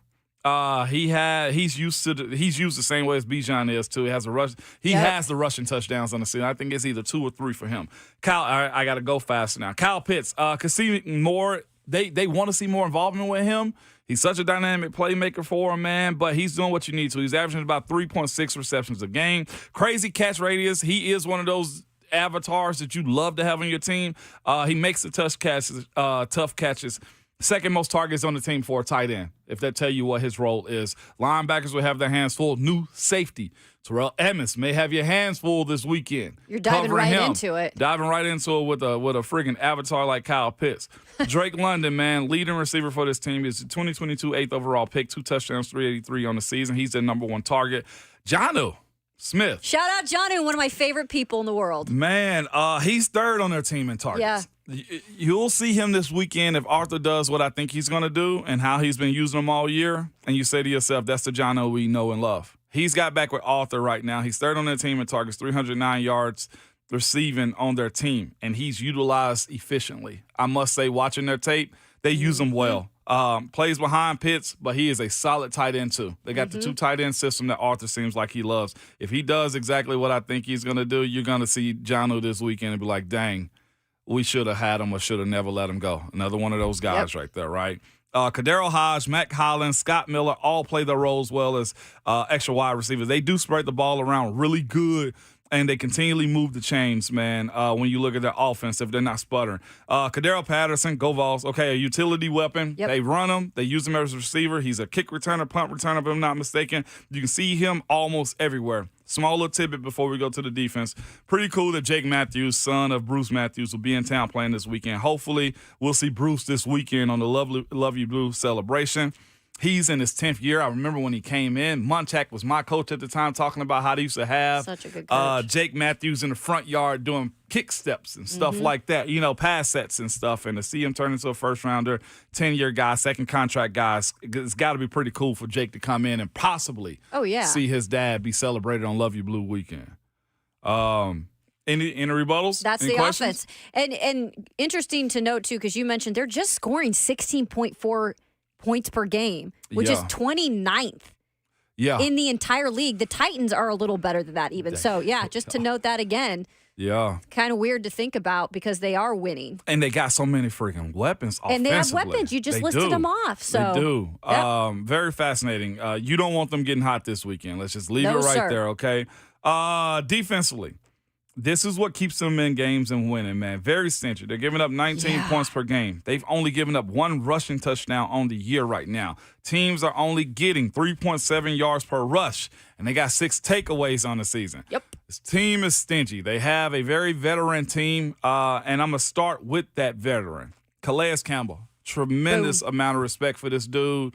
37 years old, has 2 sacks on the season, and he recently just made the 100-sack club, in the NFL. I think he's a future Hall of Famer. That guy. The role he's played, his effectiveness on the game is huge. He will try to abuse young guys up the middle. He's like Lurch walking around, running around the field. He's just a long, big-body human being out of Miami, man, that plays the game well. Actually came out of high school and went to Miami at like 6'7". I think he was only like 230, 240 pounds. Now he's a 300-pound monster. He is the biggest human being I've seen in real life. They didn't know how to recruit Calais Campbell. He was just 6'7", 240, and they said, we'll figure out what we're going to do with you. Yeah, and now weird. Look at him, right? Yeah, and now look at him. 100-sack club, man. Dang. Congratulations to him. Following up him, Grady Jarrett. Can't ever take a playoff with him. He's been the cornerstone of Atlanta for years now. Pro Bowl guy. He's one of those 6 foot tall who's quick twitch and a problem if you gotta, you're not tuned in to what he's got going on. Grady Jarrett, keep your eye out on him. The divisional foe at one point in time, David Onyemata, man, the savvy vet from New Orleans, played for them for a very long time. A never die type of player, fun to watch because he plays with the right amount of edge, good against the run, and can get to the quarterback. He leads our team with 10 quarterback hits. And then this guy, Bud Dupree, former Titan. Came in and got a bag. Has 2 sacks on the season right now. And has he been healthy, Ramon, he for has the most been part? healthy. I think he's had a wrist problem or something like that still lingering. But he is a pressure and hit the quarterback type of guy. You guys know what Bud is. And let's just say this. He's out for revenge. Of course he is. Of course it's going to. Don't ask me how I know. Just know that's going to be the case this weekend. So NPF, I said it earlier, Bud is going to come with the spin move, the bull rush. He's going to try to abuse you as much as possible this weekend. Keep him at bay if you want to keep that job, man. And about the secondary, one of the best secondaries you can have on paper. They have a big secondary, too. Their smallest guy is 5'11". Everybody's like 6 foot, 6'1", and 6'2". They got the guys that battle for you. Jesse Bates is showing why he was worth the contract that he got from Atlanta. He's got 3 picks on the season, along with Richie Grant as their other safety. And they finally got Jeff Okudah healthy. He's been out there and playing, man. A real solid core that they have. And, of course, the special team side of what they're doing, one of the coolest names in football, Younghoe Koo. Love it. That's my fantasy kicker, baby. Yeah, a real solid, man. Had a big-time game winner last weekend for them in a rock fight that they had with Tampa. He came through clutch with them. Younghoe Koo is a solid kicker for them. It will be battle of field positioning. They got a kicker that can get the job done, but so can Nick Folk, man. That is your Atlanta or the Atlanta Falcons. And it'll be a good challenge this weekend. It will. Dude, that you just listed off all the names, and that's what surprised me, Ramon, when I looked at this team in the Atlanta Falcons was the defense. Just how solid they've been throughout the season. They've been spectacular on their third down defense. That's third in the league. 33.72% in terms of allowing just that on third down. I mean, their red zone defense has been good. So this is not anything to blink an eye at. Like, no, this it's not. is a test. No, it is a big test for this team, and I'm looking forward to seeing how they respond. You got a team that wants to run the ball like the Tennessee Titans do with the Atlanta Falcons coming in. They got a 2 tight end set that you love to have on your team between Kyle Pitts and Jonnu Smith. They can move the ball around, but here's the thing. You look at how their quarterback played is kind of set up, Yeah. it's determined upon him.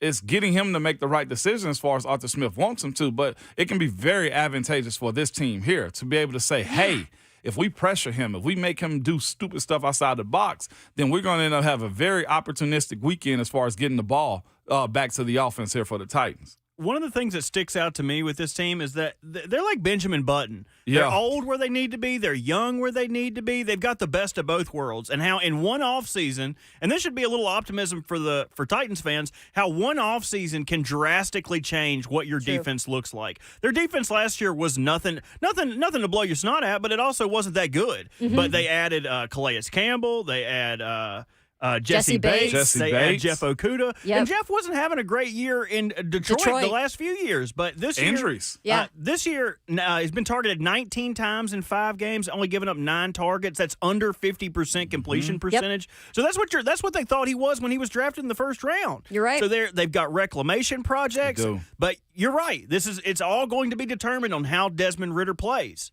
Yep. And I think that's big for this defense, knowing every time I've talked to these guys, especially, some of the secondary players, the turnovers have been few and far between. Yeah. That has been an issue on this team. That is not the way Mike Vrabel likes his defense to play. He wants turnovers. That's always been a part of this defense's success. Here's a prime opportunity at home on Oilers throwback weekend. You got to take advantage. You know what's fascinating, too, just looking at the Falcons, and this is just me acting like I know the analytics of everything. I just look at how other teams have kind of, spread the ball around a little bit. They do get the ball to certain people, and he has plenty of weapons, but their hit list of guys that have offensive involvement is not long.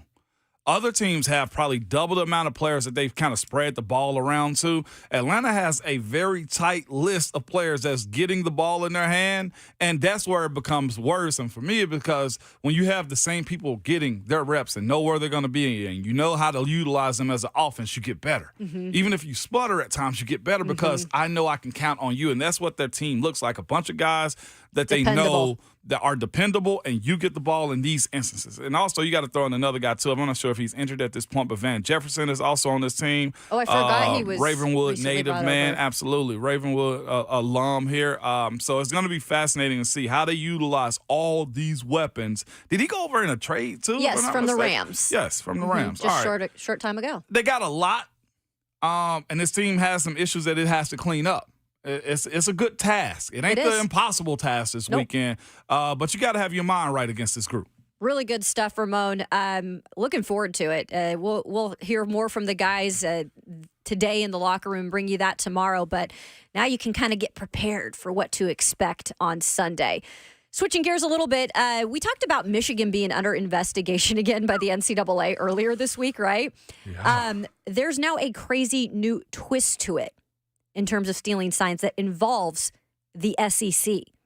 That's next. Ramon, Kalen, Will here on 104.5 The Zone.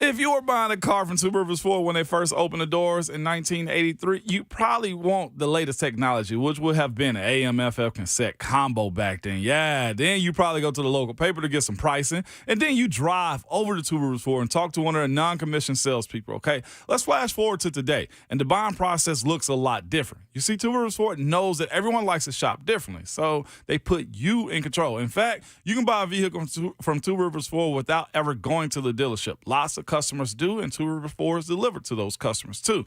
You can custom order the exact vehicle you want online. You can buy a stock vehicle online. You can schedule a at-home test drive. You can call or text and do a video walkthrough if you want to. Whatever works best for you is what Two Rivers Ford will do. And if you want to head to the dealership for a test drive, the non-commissioned sales experts at Two Rivers Ford will make sure you get everything you need and all your questions answered. But no matter how you prefer to shop, you can always rest assured you'll get the best price at Two Rivers Ford because they sell all their new non-specialty Fords at just 1% over invoice. At Two Rivers Ford, you're in the driver's seat. Two Rivers Ford, powered by Ford, driven by people.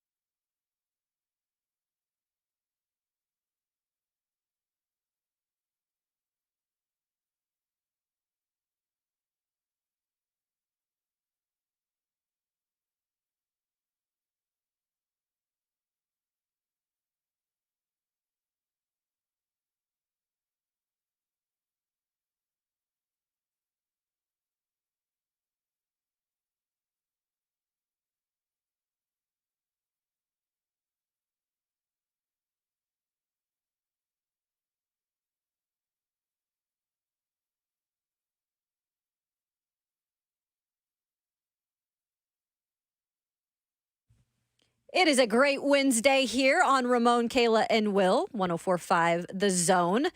Wrapping up hour 2 here. Crazy. Yeah. On this Wednesday, Friday Junior tomorrow, Will Bowling will be back in the house. Yay. Holding things down, and a college program, though, that's not really holding things down for their team, Michigan. And we brought to you the story of Michigan and sign stealing, and it's only continued to develop since then. So Michigan staffer Connor, I believe it's Stallions. Stallions. Yeah. He is the center of this entire NCAA investigation into the program's scouting practices. Obviously, he is one of the scouts. So he bought tickets for 30 games at now what is 12 Big Ten stadiums. And this was over a 3-year period of time. And this is all according to ESPN, obviously doing some great reporting on that. Now, Stallions reportedly forwarded some of those tickets to 3 different people around the entire country. And the report also went on to reveal that the Big Ten school scanned video surveillance from inside its stadium and discovered that the individual sitting in a seat purchased by Stallions was holding up a cell phone and pointing it toward the home team's bench the majority of the game. So that was the initial first things that came out about this. Now, they are saying, ESPN is reporting, that he had also bought tickets for games at 4 schools outside of the Big Ten that were either in the college football playoff contention or playing contenders. And there is a record of Stallions buying tickets to the 2021 and 2022 SEC title games. Yeah. The tickets to the SEC title games were actually purchased on a secondary market. This is crazy how this continues to grow legs. Yeah. And this one guy. It is, and it's making Michigan look worse and worse. And Harbaugh, I got a homeboy of mine that was like, hey, don't be bashing Harbaugh too much. He might be the next coach of the Chicago Bears. I'm like, right? At this point, if they got calls or like show calls against him to suspend him, like this is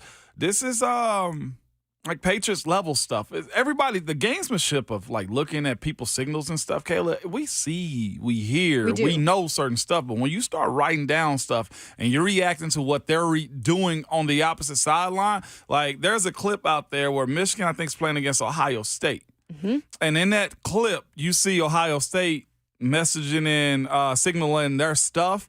And it almost looked like they were pointing up to the sky like pass, deep pass or something. This is all speculation, but it does, as this story grows more legs to your point, the more truthful it looks. And this is just a bad black eye that Michigan can have considering the season they're having. They're literally blowing folks out of the water. Sure. Not literally. They're blowing folks out of the water. They look good. They got the defense that you're looking for. And it's almost to the sense where that's been Michigan's biggest issue is can their defense sustain up against the teams that have real strong powerhouses? Well, it possibly can when you know what the offense is about to do. That is an ugly look for Michigan, man. And Harbaugh might have to fall on the sword the more and more this grows legs. Well, because you have to know what's going on. I mean, do you not, Ramon? As a coach, they tell you either teaching it or you're allowing it. Okay. It's that simple. Either you're teaching them to go do these things or you're allowing them, meaning your coaching staff. Like at some point in time, you got to look to your team and say, how the heck do y'all know what's going on that good? Like I know we're good, but I don't know if we're that good. Like I've gone against guys sometimes, Kayla, where I've heard like, hey, man, this dude might juice. Sure. And when I went against those guys, I was like, okay, if they didn't juice, this is some abnormal strength that they got because you shouldn't feel like this later in the season the way I feel and other people that I've played against like you. You know, you start to at least believe some of the stuff that you're seeing or hearing if you're in direct line to receiving that, you know, and that's where Michigan is. And that's, to me, it also becomes more and more of a distraction because the more this stays in the headlines and the more that comes out about the story, that's another part of being a head coach. Like, yeah, you're in the middle of a season right now. You've got a good chance to be in the college football playoff again. But you know behind the scenes, they're dealing with trying to take care of this. And you don't know what the repercussions are going to be. They're not going to happen this season, but the future. I got a direct murky. repercussion to it. Recruiting. There we go. I'm using that against them Yeah. ASAP. Man, why you want to go to Michigan? Your coach ain't even going to be there now. Yep. That's what I'm using, Kayla. You seen what they're cheating. Everybody knows it. Oh, my gosh. And it's not a first time that they've been investigated by the NCAA under Harbaugh. So you got to wonder the future there. Well, the future for the Tennessee Titans, what is it in terms of the quarterback situation on Sunday? We'll dig a little bit deeper into that. Some good and bad news as they face the Falcons on Sunday. That is coming up next on Ramon, Kayla, and Will on 104.5 The Zone.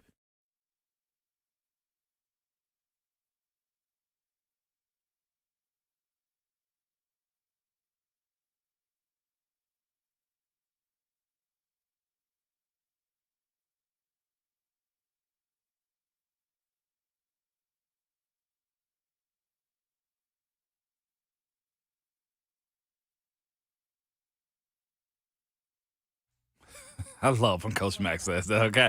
It's Ramon Foster for Hillard Plumbing, Heating, Cooling, and Electrical, man. I just want to lead this thing off by telling you guys, man, 100% satisfaction guarantee is what they give you every single time, all right?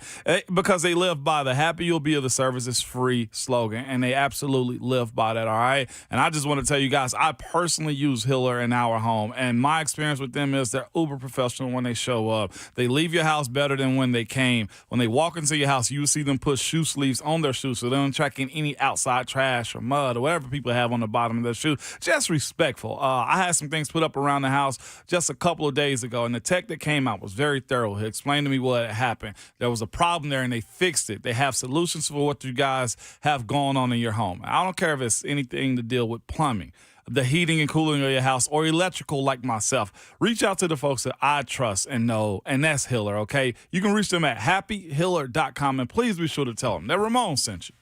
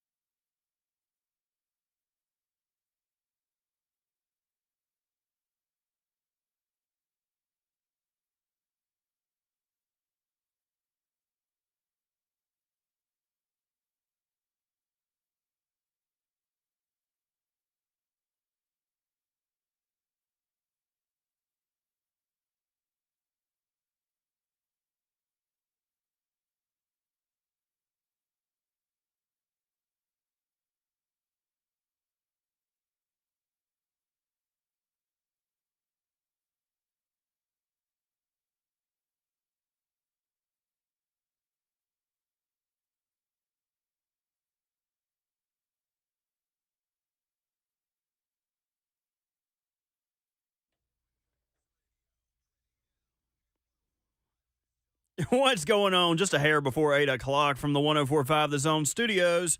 I'm Robert Walsh. Titans released running back Jaquise Patrick from the practice squad yesterday. One of three practice squad moves that were made. The team signed linebacker Joseph Jones and running back Jonathan Ward to the practice squad. Ward returns to the Titans after signing the practice squad back last year in December. He was brought back this past offseason, had a shot to make the roster, but suffered an injury and was waived. Now he's back on the practice squad looking for a spot. Speaking of injuries, though, NFL, a couple of players added to injured reserve yesterday. Panthers add safety Jeremy Chin and outside linebacker Yatir Gross-Matos. Both players were tossed around in trade discussions. Now that is not an option. Cardinals also add tight end Zach Ertz with a quad strain, but he is believed to make a return this season. Also returned last night, the NBA.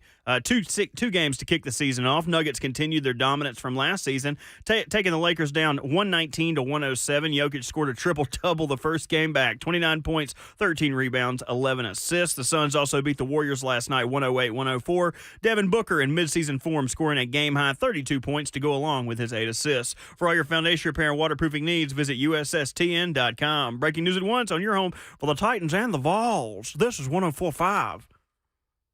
The Zone.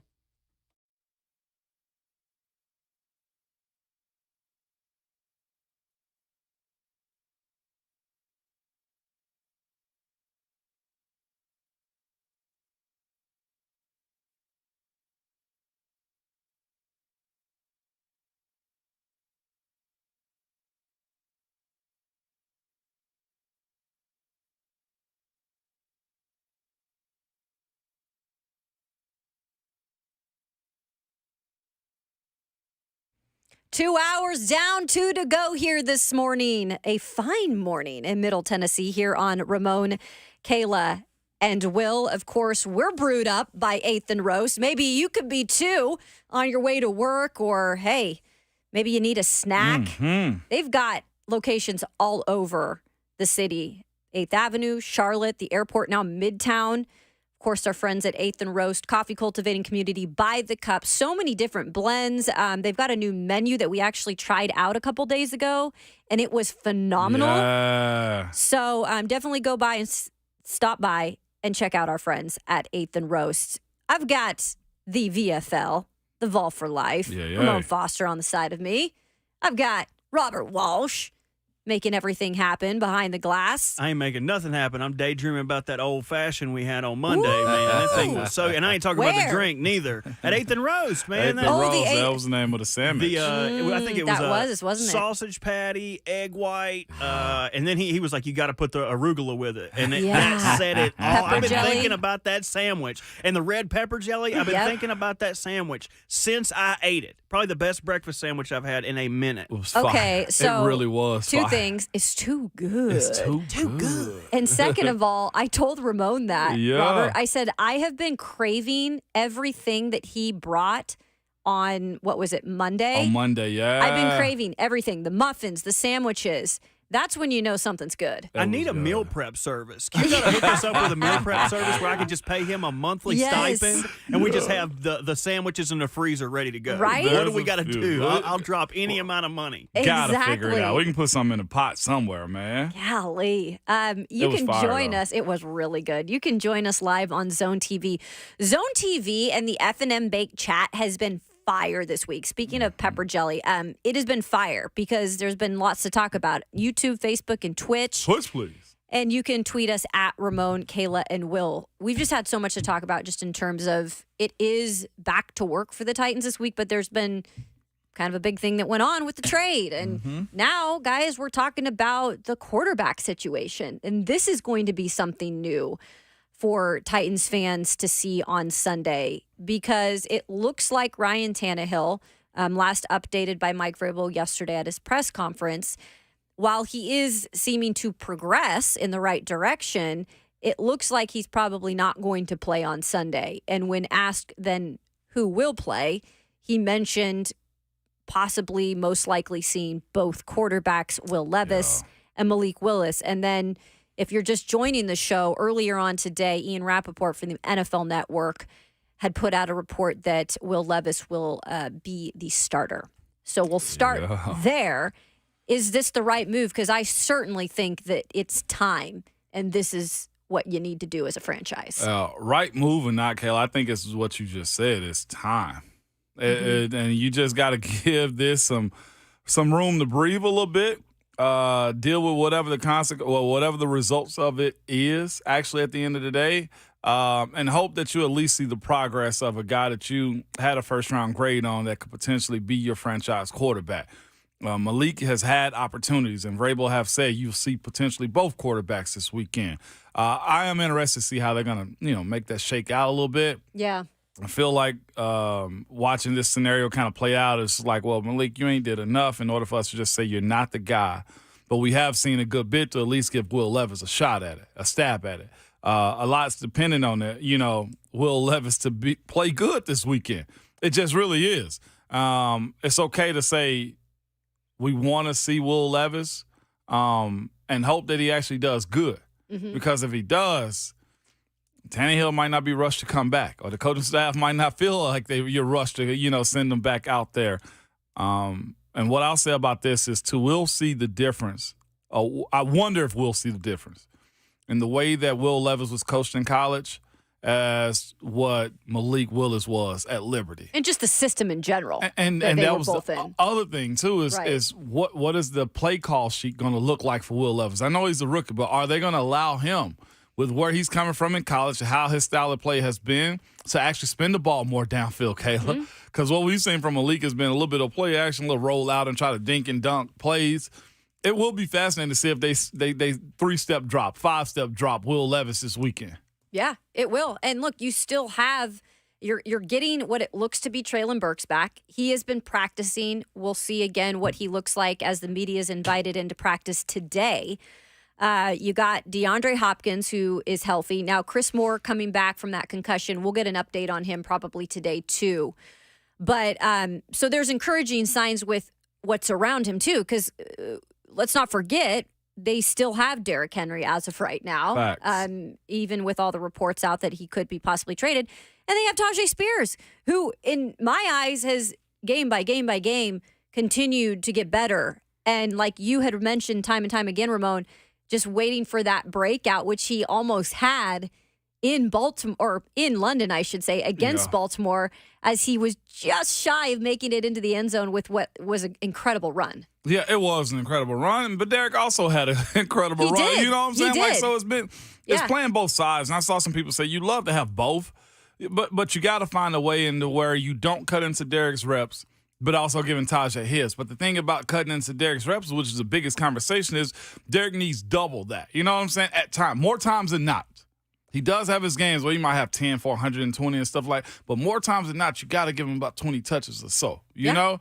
And at this point, I honestly don't think you can afford to do that if you are trying to, mortgage him in a trade. Mm-hmm. This is going to be fascinating to see what happens, not just for this weekend, but up until Monday, Sunday night to Monday and Tuesday, up until 3 o'clock Central. It's a fascinating place to be at, Kayla. I didn't think we'd be talking about Kevin Byran being a Philadelphia Eagle and also having real strong speculations that Derek could be traded. Yeah. And also looking into the regime as far as, all right, is this Will Levis' shot to take control of this and move forward, along with the youth that you potentially have on both sides of the ball. If you're like me, you're optimistic about what this could be. That's where I am this weekend, Kayla. Yeah, I think you need to be if you're a Titans fan, and you deserve to have something to be excited about. And I know there's more unknown, but it's still, you're going to see something different if Ryan Tannehill does not play, which, again, it doesn't look like he will be starting on Sunday. You also can be optimistic if you're a Titans fan, because it looks like there are some pieces that will return. And I did mention Treylon Burks, so that's a big piece. But also, Teair Tart and Elijah Molden practiced yesterday. And I think that's a really positive sign, especially for Teair Tart, where it's been a little bit mysterious on what's been going on with him. It looks like it was an injury, but, there's been a lot of speculation around that. But, I mean, he was back on the practice field, Vrabel said yesterday. Good. So that's really encouraging, especially with that run defense kind of dropping a bit in the last couple of games. it looks like he's been a key piece to that run defense. Yeah, he is. And you hope to see that this weekend because it's going to be needed. The way Desmond Ridder has been playing, they're going to try to pound the ball. They have to. And, of course, if you're going to roll with Derek this weekend, it's a battle of the running backs. I kind of want to see Bijan versus Derek or Bijan versus Tajay, however this thing unfolds. But it's good to have weapons, though, Kayla. It is. That's what's so fascinating about it. And having your guys back, whether it be Traylon, whether it be Tierre, or anybody else who's been injured or getting back, Chris Moore, and, of course, Josh Wiley. Josh Wiley, yeah. You're better when your starters and role players are healthy. So watching what Tierre does this weekend is going to be good. He's going up against some guys that he probably have watched in his career. Calais has been one of those guys. Grady Jarrett been one of those guys. Anyamata, I remember him playing against this team before also. I'm fascinated to see the response to him because here's the thing. When you miss a few games, and Tierre's missed, two games if I'm not mistaken? 2 if not 3, but I think 2 for sure, yeah. You got to come in and go. Yeah. Jeff's looking for it. And at this point, you got to demand it. That's what the other portion of this team. Sure. A lot of reporters yesterday asked the question, the leadership, and the direction of this team moving forward. And that is a very fair question. You lose the mayor, Kevin Byran. The tone of your room, your team probably went a little dark because you do say to yourself, dang, as quick as you can get over it, it does affect you in those moments. So to demand guys like Tierre step up, Amani step up, Aziz, okay, Arden, let's go. Watching more from Harold Landry. That's a guy who we need to see more from, right? Because the vocal side of it, Armani kind of said that yesterday. Armani Hooker said that yesterday. It's like he's always been a leader as far as Armani's concerned. But the vocal side of what Byard provides, it's big. That's got to be filled. Yeah. Somebody's got to step in there. Can't just fall on one and a guy because that leads to frustration. If it's just me, this is the mouthpiece for this team on game day, or I got to get everybody going, that's exhausting. And I kind of want to see who that guy is going to be. And this is a prime opportunity for somebody to stake their claim, and not just for this year, but for moving forward, though. Yeah, and it can't just be Jeffrey Simmons, guys. I mean, Kevin Byard started that huddle. Jeffrey Simmons broke it. Like, those were your two guys vocally who were the dudes that got the guys pumped vocally for this team. Now you got Kevin Byard, who's a Philadelphia Eagle, and Jeffrey Simmons is obviously the guy moving forward in terms of the leader on this team, but there's got to be more. Yeah, and especially in a time like this where you're facing adversity at its highest. A lot of these guys, so young, they haven't faced this in a professional career, or even the veterans. This is the first time they've really faced this as a veteran if they've been on the Titans the whole time, right? It is. Because there's been so much success here. I kind of want to see, and there's a guy that's at a fork in a road with his career here at least. It'd be good to see, with subtraction of Kevin Byard.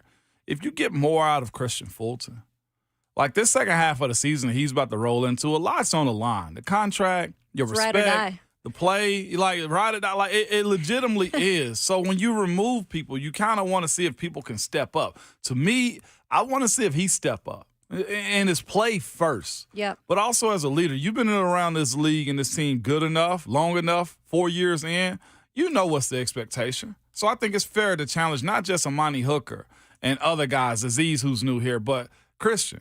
Here's your chance to actually prove your worth and fight for a second contract here in this city if that's what you desire. Yeah. If you have time, which you do, you feel like to still do it, you got to do it, man. Sean Murphy-Bunting, also a great leader to have in that secondary. All right. We're going to get to the queen. Yes, Teresa Walker. She's not been on here in a while, and she has been busy, you guys. She covers everything right now from the NBA, college football, obviously, to the Titans. We're going to catch up with her. That is coming up next on Ramon, Kayla, and Will here on 104.5 The Zone.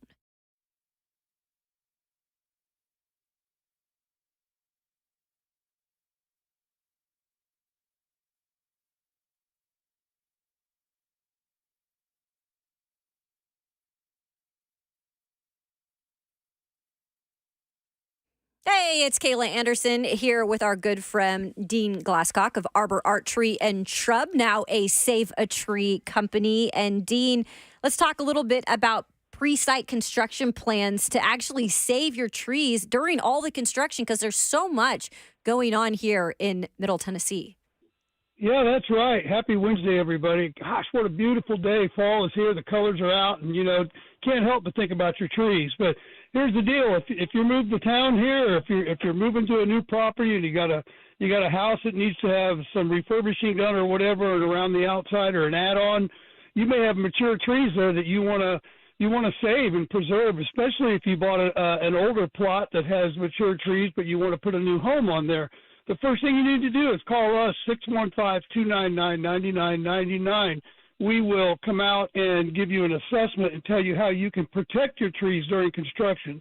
It's super important. I mean, just a dumpster alone sitting under a tree can definitely start the demise of its life. So give us a call, 615-299-9999. We know what we're doing. We're going to be honest and transparent. I've been around for 29-plus years now.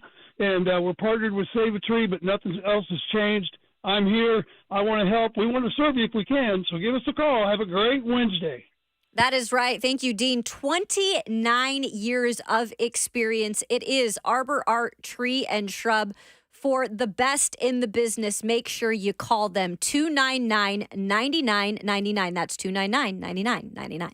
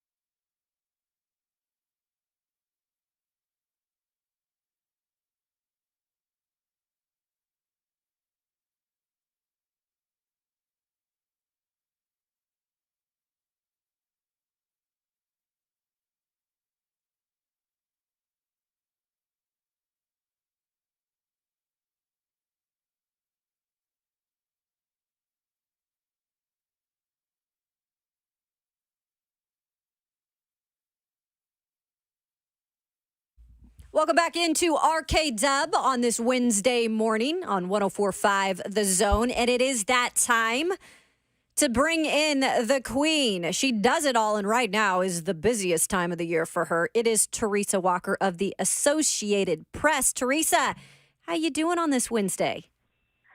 Kayla, I'm trying to survive. I mean, as you mentioned, it is all things season. And while college basketball has not tipped off, the NBA tipped off last night. The Grizzlies tip off in Memphis tonight, starting Ja Morant's 25-game suspension.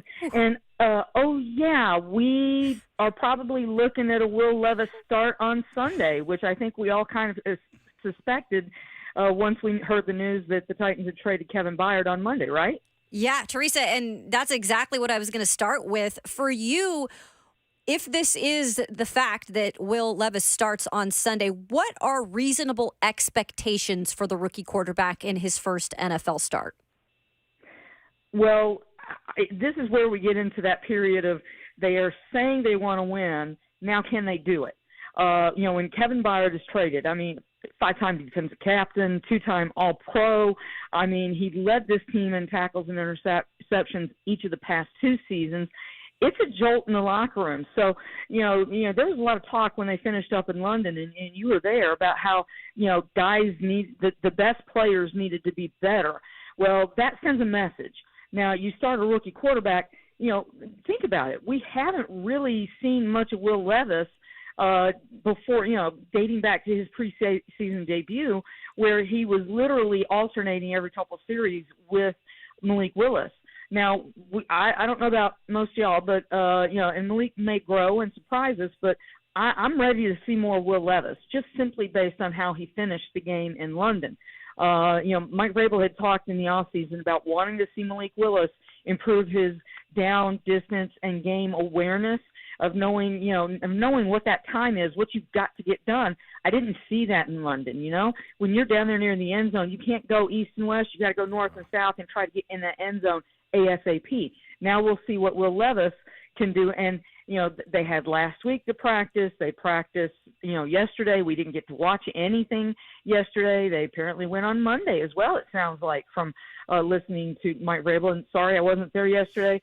I was in another part of the state working on an upcoming story for AP, but they should be planning a package to go out there and find a way to win. And, I'll just say this. The Atlanta defense has been good this year, much improved under Arthur Smith, the former coordinator for the Titans. But the offense, Desmond Ridder, who I covered when he was in Cincinnati, guess what? They've given up the ball. They've been a little sloppy. So let's see if this defense can help a young quarterback, just like Arthur Smith is doing with the Atlanta Falcons, helping out a young Desmond Ridder with a strong defense. So the Titans defense is going to have to give Will Levis a chance, and as many chances as possible, by getting the ball back to help the offense find ways to stay on the field. Teresa, when we were talking about the 2 quarterback situation, it seems more and more that at this point it looks like maybe Malik Willis will be used just in special packages, RPOs, certain things like that. But is this a sign, if Will Levis is able to have some success, that Malik Willis just might not be a fit here and maybe you can go have success somewhere else? Or is he potentially, the backup moving forward if, they do, and it looks like will move on from Ryan Tannehill next year? Very well may be. I mean, I think we have to see. And let's not forget, Mike Vrabel's been through the situation of switching quarterbacks because of, for performance issues in 2019. And it was in, October, mid-October then. This is late October. But, he benched Marcus Mariota and went with Ryan Tannehill. Completely different in that Tannehill was a seasoned veteran. Mm-hmm. And here he's got to balance these 2 very young quarterbacks. But the fact of the matter is, John Robinson is the guy who took Malik Willis last year. Yep. And the current regime is the one that traded up to number 33 to take Will Levis. So they liked him a lot. That means that, Malik Willis has more to prove at this point than almost Will Levis, because, Will is on his rookie contract, that high draft pick. We're going to have to see. I wish I could give a more definitive answer, but, this is going to be on how Malik Willis handles the situation. Does he think he wants more? Can he do more somewhere else? And because guess what? Ryan Tannehill's in the final year of his deal. Either you're figuring out a way to bring him as your, backup to Will Levis next season, and if you don't want Malik Willis around, then you've got to fill that backup situation. And then you've got to find another quarterback because because of the changed rule allowing you to have that emergency quarterback on the roster. So some of this is my magic 8 ball is saying check back later because unfortunately I can't give you the answers on this right now. So, Teresa, with that being said, one of the answers we got this summer was actually from D-Hop, right? When he was looking for a destination. There was a couple things, maybe 3 that he was looking at. A team that wasn't in a rebuild, money, and the ability to compete for a Super Bowl. He got the money here, but this team is 2-4 right now, potentially could be transitioning to Will Levis. If that's the case where you're not competing for a Super Bowl, do you kind of, trade away D-Hop or at least listen to people that want to give you a draft pick for him?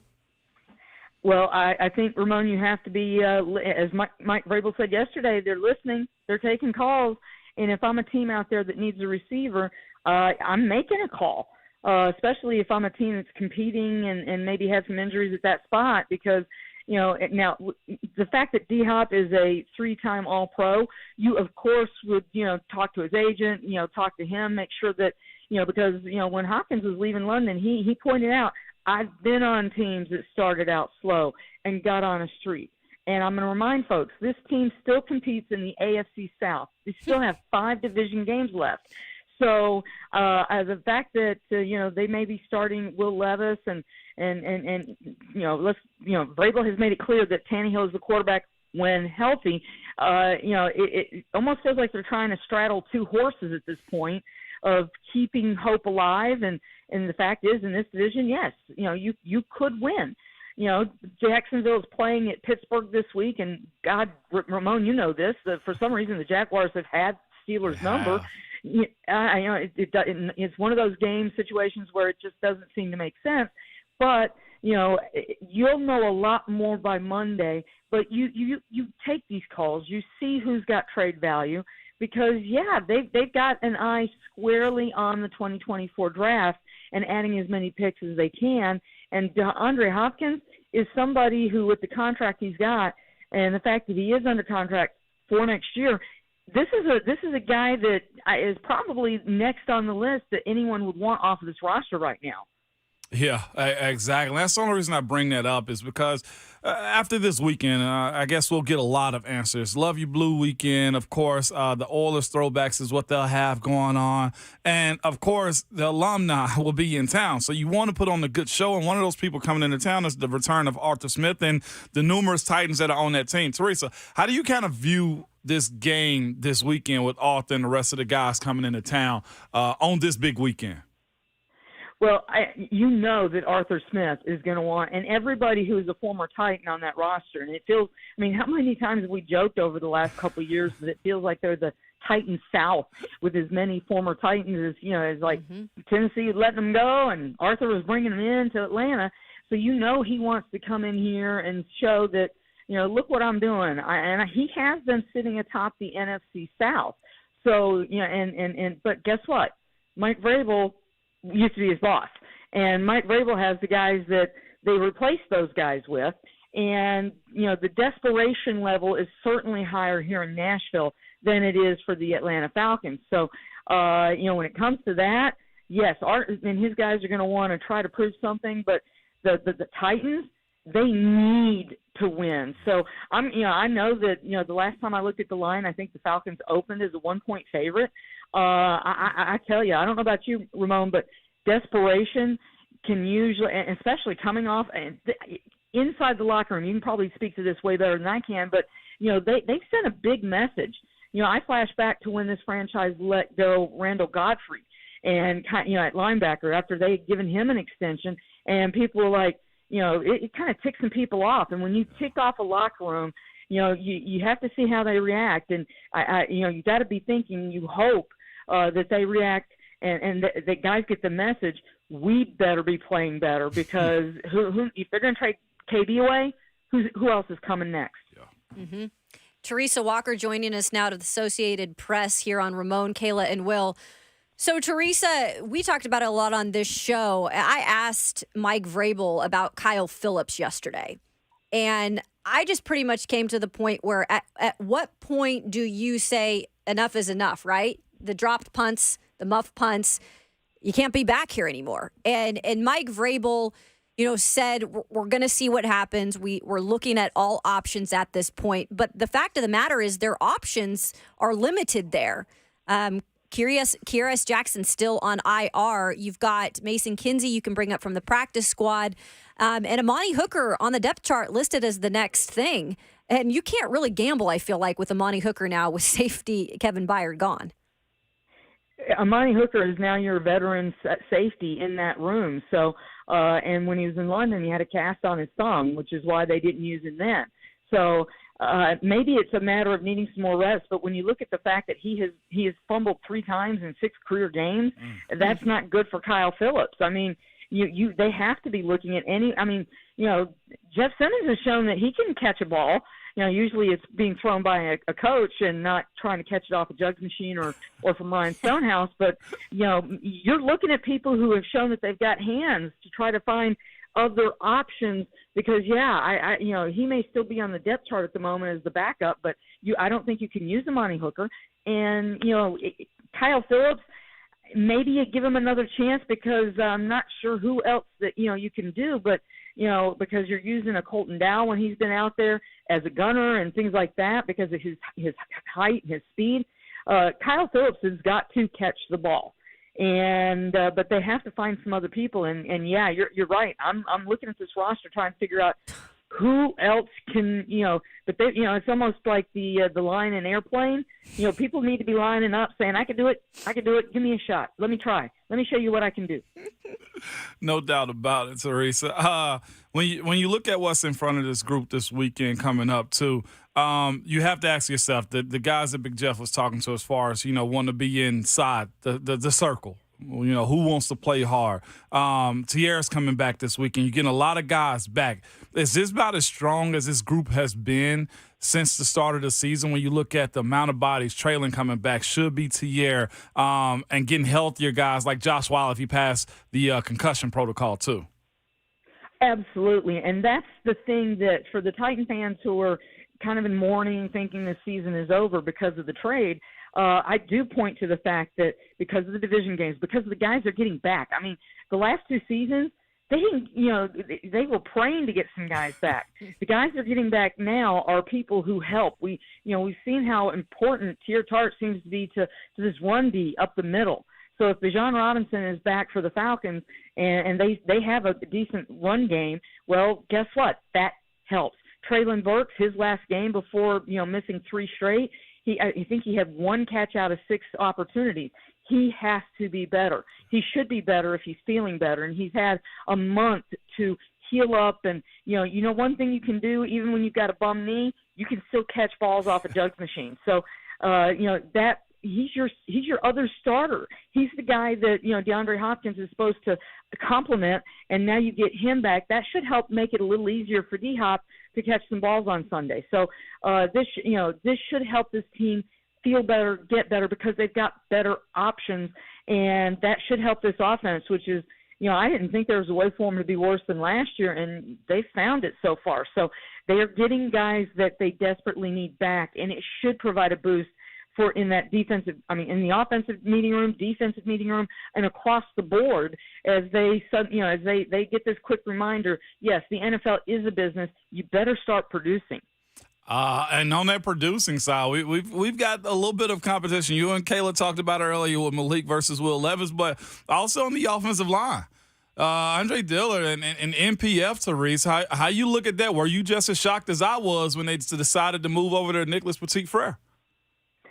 I wasn't surprised because what we've seen Andre Dillard. I mean, for people who thought there couldn't be somebody that could struggle more than Dennis Daly, Andre Dillard was struggling more. It sure felt like it, and NPF, he's a guy who played his last season at Ohio State at left tackle.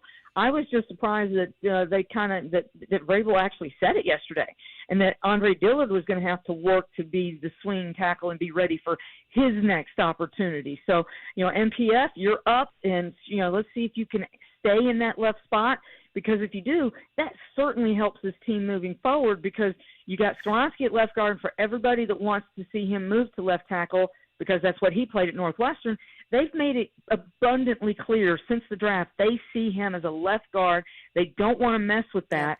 So NPF can earn that job at the left side. Guess what? You might have your fix for that side of the offensive line. And on the other side, Chris Hubbard has been a pleasant surprise. Him and Daniel Brunskill seem to be holding things down on that side. This can give them something to absolutely build on, not just for the rest of the season, but moving forward, because this is just NPF's second year. Yeah, and that's very, very good points there, Teresa Walker. Good points always by Teresa Walker, who was so kind to join us in her busy schedule, always this time of the year, and really all times of the year now. It's Teresa Walker of the Associated Press. Thank you, Teresa. I'll see you later today. Sounds good. And I don't know how to dress. I don't know what to do with my clothes. Is it going to be hot? Is it going to be cold? Dress in layers, folks. There you go. That's the key. Thanks, T. Thanks, guys. Thanks, Reese. It's always the key to dress in layers at this time of the year, because you can just take them off if it gets hot. Hey, 40s in the morning, 79 by the end of the day. Exactly. That's crazy. We know man. what's up, even though we're in this dungeon, in the dark dungeon here most of the morning. Although I do open have a the little. sun reflecting do. off of me. You do. You look like you could be in a photo shoot right now, Ramon. Bert offered to close him. I said, nah, man. I was talking to Bert in this subtle, deep voice in his ear. Don't do it for them. I thought that was just for me and you, man. Okay. Bert shut me down. I ain't going to do it, Kayla. He was over here like, oh, it makes me look like a silver fox. Look like I'm growing into a sexy older man. And I wish there was a way for me to cut my headphones off so he couldn't be in my ear with that mess. Like my grays is popping a little bit. I got a little salt and pepper going in my goatee and my hair. that. Kayla, you know what I'm saying? It's like a dog on his back want to get his belly rubbed in the sun. That's exactly what I am. That's exactly what I am. Hey, I'm embracing these grays that's popping up, Kayla. You feel me? You know what, Titans fans, they're going to embrace the Oiler throwbacks this weekend, because they are going to look good. We're going to talk to our good friend of Titans Radio, Rhett Bryan, next. He's going to join us to talk more about, obviously, the weekend where all the alums come back. That's coming up next on RKW here on 104.5 The Zone.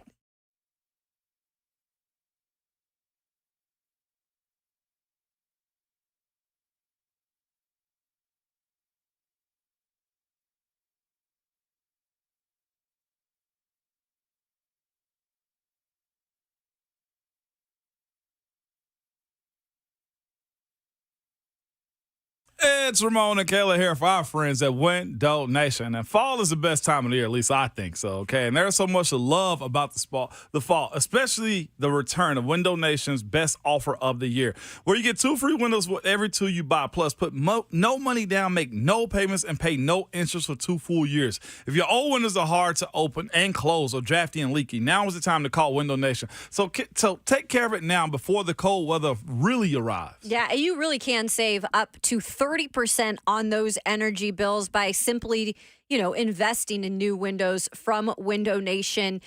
The thing is the weather is changing, and it might be warm today and cool tomorrow, and that cooler air is going to bring this question to mind. Are my windows opening properly? Do they stay open? Do they close properly? If not, then that's a sign that you definitely need new windows, and this is the time to get in on the deal. Window Nation installing nearly 2 million windows. They have a great perfection rate, 96% perfection rate to be exact, making them one of the top window companies in the country. So don't just sit around and say, hey, I'm going to wait till the winter time to do it, because that's probably not going to happen. Your average installer, 16 years of experience. So have them come along right now when the weather's still great and install those windows. It is our friends at Window Nation. Make sure to call them now. Buy 2, get 2 free. There is no limit. 866-90-NATION, or simply log online to windownation.com.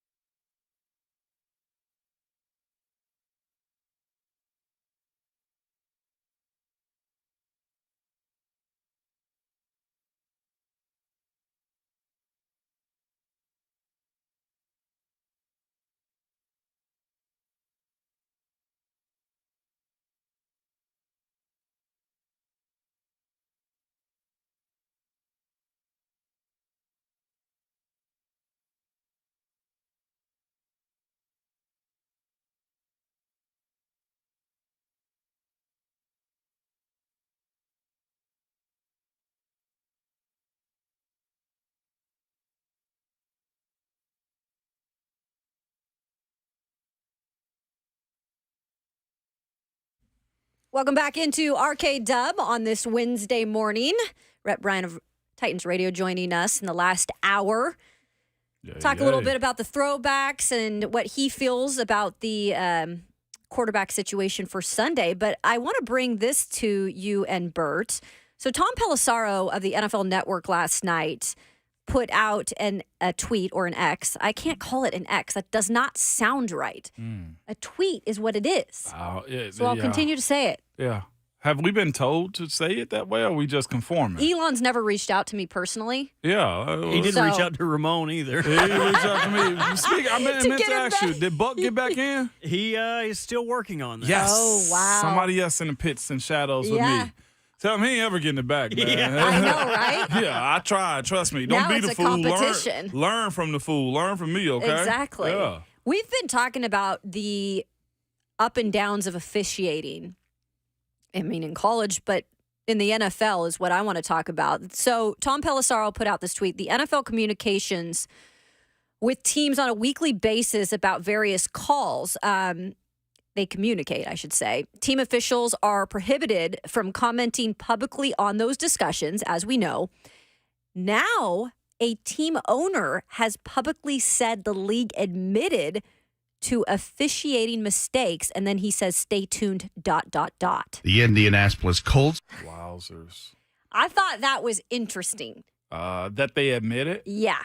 I don't know if that's as breaking news as we think it is. I think they will say that on those calls with those coaches. You got to remember, a lot of this is partnerships between the NFL, the coaches, and everybody's in bed together. When you look at it, I could see somebody, admitting some stuff in confinement. Like, oh, yeah, coach, we missed that one. And I feel like they do tell coaches that, and I've been told, like, yeah, they admitted they missed that one.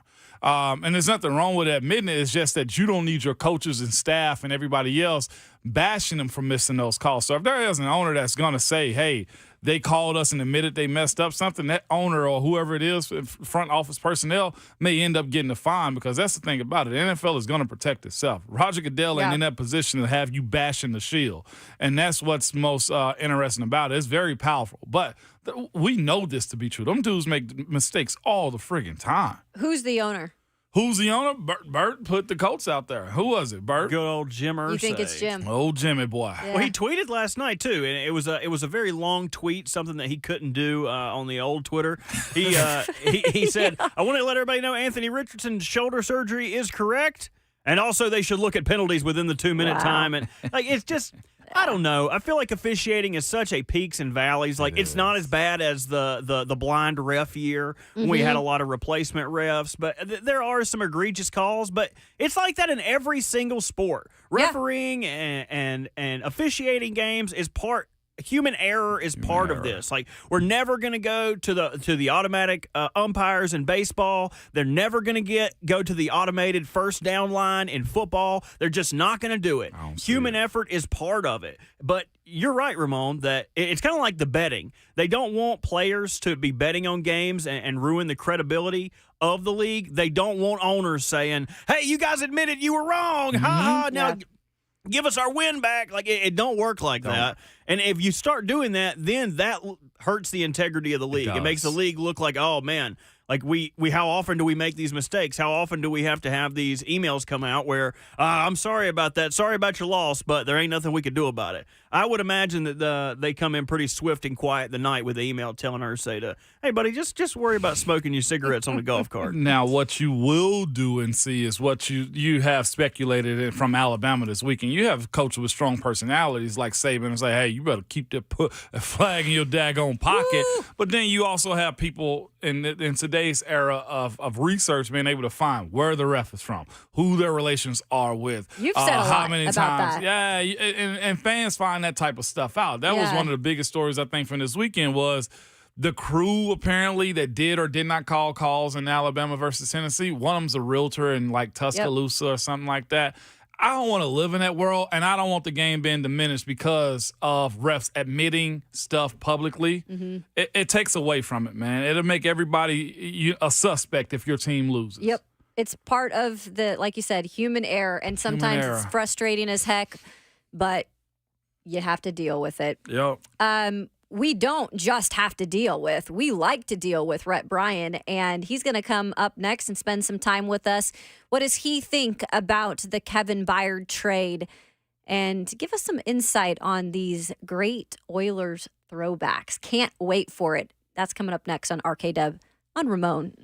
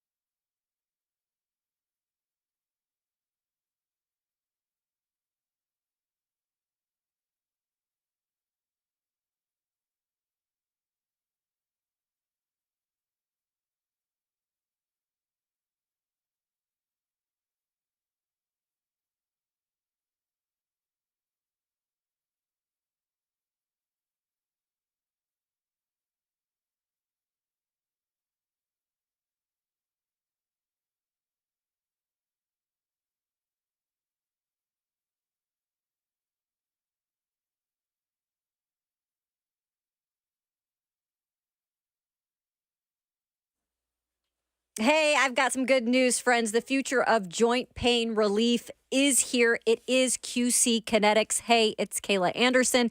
I was actually during the break, if you're on the F&M Bake Chat, you could see me. I'm like cranking my neck back and forth. This is the time of the year where I know I feel pain in my joints, and this is the way to go. QC Kinetics, advanced regenerative medicine. It's really amazing stuff. If you've been told more steroids or surgery are your only options, they're absolutely not. You can get a second opinion and learn more about how you can actually harness your body's own healing agents to attack that joint pain. Like I had mentioned, imagine living your life this fall, doing the things you like to do out with your kids or out doing things in this fabulous city with no more pain in your knees, your hips, your shoulders, your back, no drugs, no downtime, and no surgery needed. Life is all about motion, and QC Kinetics is giving people their lives back with this all-natural treatment. So make sure to call them now. It's QC Kinetics, 615-249-4024. 615-249-4024.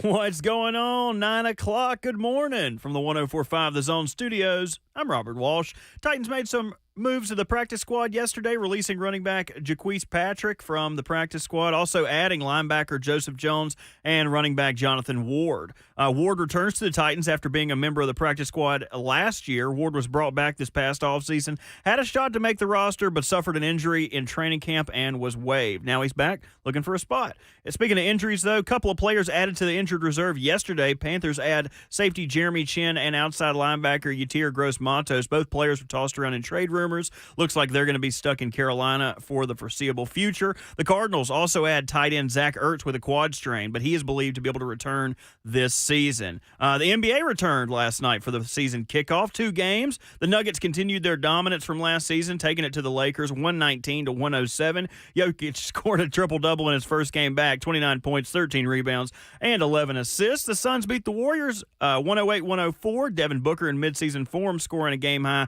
32 points to go along with 8 assists. For all your foundation repair and waterproofing needs, visit USSTN.com. Breaking news at once on your home for the Titans and the Vols. This is 104.5 The Zone.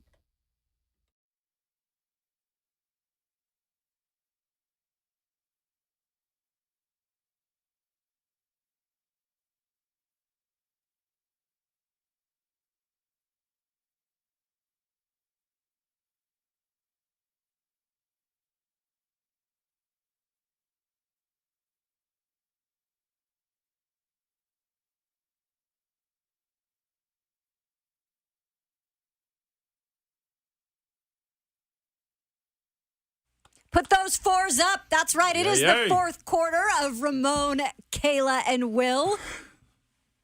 Man, it's a nice day out there. We're seeing the sun peek through, and we have been fueled by 8th and Roast coffee, cultivating community by the cup. You can find your favorite retail bag. They've got them everywhere now. Kroger, Publix, Whole Foods.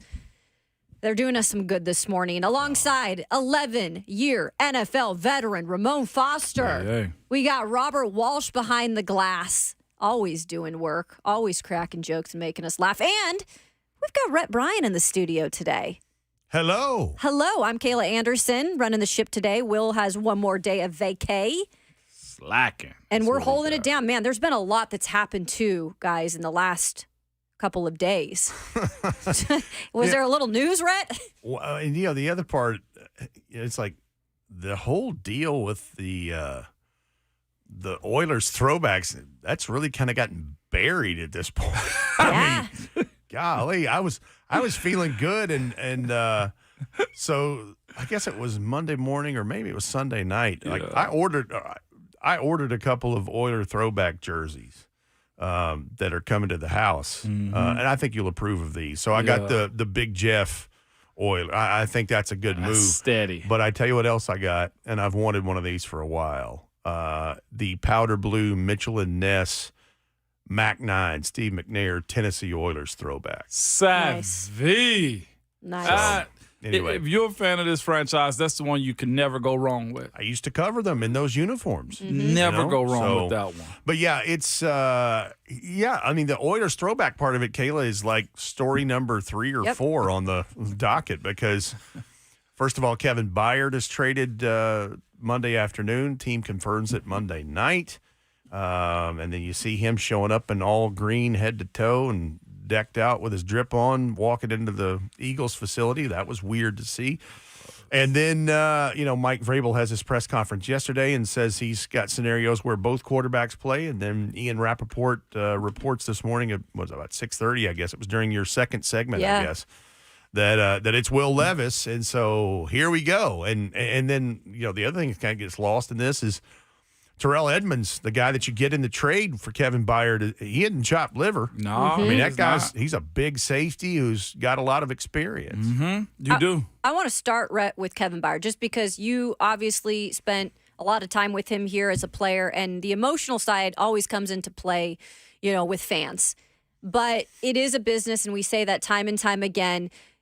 Do you feel like this was a surprise at all, or just something that you saw could happen at this point? First of all, I think that has been brewing most of this year. we wondered, would he be traded? Would he be released? Would he be something? And a trade was more of the scenario because he's just too good of a player to release and let go. And then, they had the whole contract deal where they gave him a pretty good bump of this year's salary in the form of a bonus so that they could restructure some things and, get some money freed up. So, honestly, when you think of it, I don't think it's a super surprise. And, of course, the other thing that got my head spinning once that happened Monday afternoon, I was like, well, if they're willing to deal him 8 days before the trade deadline, who else are they willing to deal? And that's perhaps something we won't know until it's already come to pass. But you're losing a legacy player in Kevin Byard. You're talking about a guy who is, first of all, a better guy off the field than he is on, and he's really good on. The Byard Family Foundation, with he and his wife Clark and their children, helped a lot of people in this area and in a lot of communities. And I think that work will continue for sure. But on the field, you're talking about a guy who is a multiple-year captain, two-time All-Pro, 599 career tackles, 27 career picks, a leader, all of these things. He's exemplary of what people have been described as being a Titan. And, selfishly for us who go in there to get sound bites, we lost a really good sound bite. And that sounds very trivial and silly, but there's so many layers to Kevin Byard moving on, just down to something finite like that. Mm-hmm. For this community, though, Rhett, he's an out-of-state kid that went into an in-state school, man, and kind of made his hay early on as far as being an all-pro guy, a guy that went at Coach Prime about, hey, how legitimate I am at this position. He's kind of played that way for a very long time here too, man. What was the growth for a young guy like him, right, through your eyes, seeing him turn into a consummate pro? Well, I think the one thing that was interesting is he always put in the work. Yeah. Never had to worry about any of that.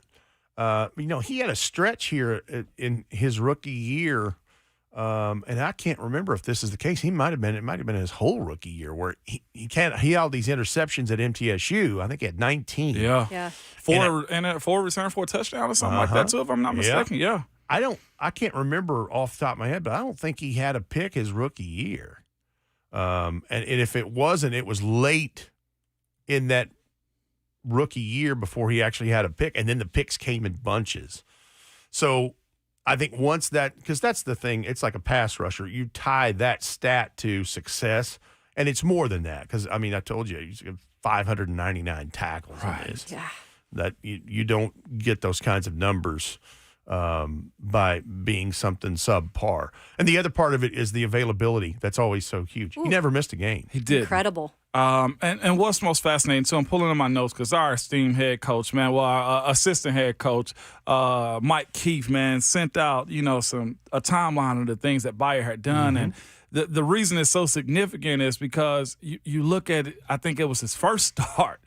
In his first start, he goes out, and I think it said he had, what was it, man, 9 tackles and a sack. It was against Green Bay. In his first career start, Byard led the team with 9 tackles, a sack versus Green Bay in 2016. And when you look at, the expectation for guys coming into those roles, how they grow, being a third rounder is still a very high draft pick. A lot of people, he's not a first. No, screw that. This dude came from MTSU as a third rounder, and to have an instant impact with the sack, and 5 tackles for a loss is insane, Rhett. You know what I'm saying? In his first year. That's what you're looking for guys that put on the two-tone blue. And the other part of it, I'll never forget that draft because the Titans did not have a 4th-round pick that year. And that's why they took him. They're like, let's just take him with this 3rd-round pick we've got. And they never looked back. And it was always a great business decision. It's one of those things that you're like, yep, that worked out as good or better than we even thought it would be. Right. Wow. And KB's, again, KB the person is what I'll miss the most because he's just a rock-solid human being who cares. Absolutely cares. He cares. Yep. And he cares about his teammates. He cares, obviously, about his family. He cares about those who need whatever they need and the help that they need. And he certainly now has the affordability to be able to help many, many, many folks, and he already has. But yeah, he was always gracious with his time with all of us. He was always super good to me and to Titans Radio. But yeah, he'll be missed, and it'll be weird to see him at FedEx Field Sunday to take on the Washington Commanders wearing a different uniform. But that is this business. That is what happens. I've seen a bunch of these things come and go. Every time a significant player is moved, I think about the salary cap purge of 2005, where they moved on from Steve McNair and Samari Roll and Derek Mason. And I mean, you just start running down the list. And Keith Bullock can speak to this because he was left, here he is in the first 2 or 3 years of his career. He's left on an island. He's like, all of a sudden, all my teammates are gone, and I'm kind of the guy now. But that is this business. That is what happens. And by the way, and I know we're going to talk about this in the next segment, but this Oilers throwbacks and the Titans homecoming weekend is going to be huge. There are lots of names and numbers of guys, alumni, Titans and Oilers that are going to be here this weekend. I know. I'm excited to get your perspective on that, Rhett. And also, you were talking about Kevin Byard and the leadership he brings. I just wanted to mention real quick, too, Amani Hooker spoke yesterday. And the one thing that stood out to me, Rhett, was that he said, I need to be more of a vocal leader. And that is 100% true. That's not necessarily Amani's, the natural thing for Amani, but I think him saying that meant a lot. Yeah, and I think that, it was clearly a shock to his system, and he's going, wow, I've kind of been his tag team partner back here in this secondary, but he's led the way, and I've supported him and been right there with him and ready to battle with him, whatever, but all of a sudden that is gone, and you're going, I should probably do more. And not that Amani hasn't done things. Right. I'm saying he's done great on the field, but in that aspect of it, in a leadership and a role and being vocal and being some of that fire coming out. Because you're right, he's more laid back and softer spoken in this. But yeah, all of a sudden he's like, oh my gosh, my guy's not here. I probably need to do something. Yeah. Yeah. It'll be interesting to see how that unfolds. We will talk a little more about Alumni Weekend, obviously the throwbacks. And then I want to get your perspective on the quarterback situation for Sunday, because I think that has a lot of fans tuning in, wanting to know what's going on. Yeah, and we haven't even talked about the opponent, the Falcons. Exactly. Arthur Smith comes back. We got to talk about that, too. Yeah, got a lot to cover. All right, we got more to get to. RKW here on 104.5 The Zone.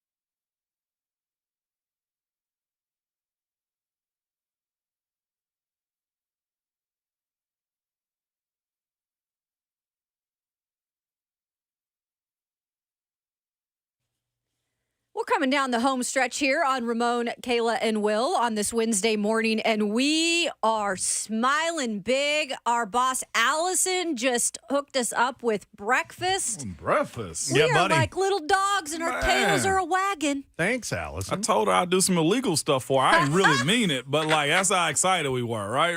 That's Kayla, exactly right. we're Exactly. excited. You know what we're playing here? This Yeah, music. I was I'm gonna glad ask. you asked for this, Rhett, because go ahead. Go You know ahead. why I did it? I do know why you did it. Okay. So this is the theme from Shaft by Isaac Hayes. Yes. And we lost Richard Roundtree, the great actor who played John Shaft. And of course, he was in countless movies.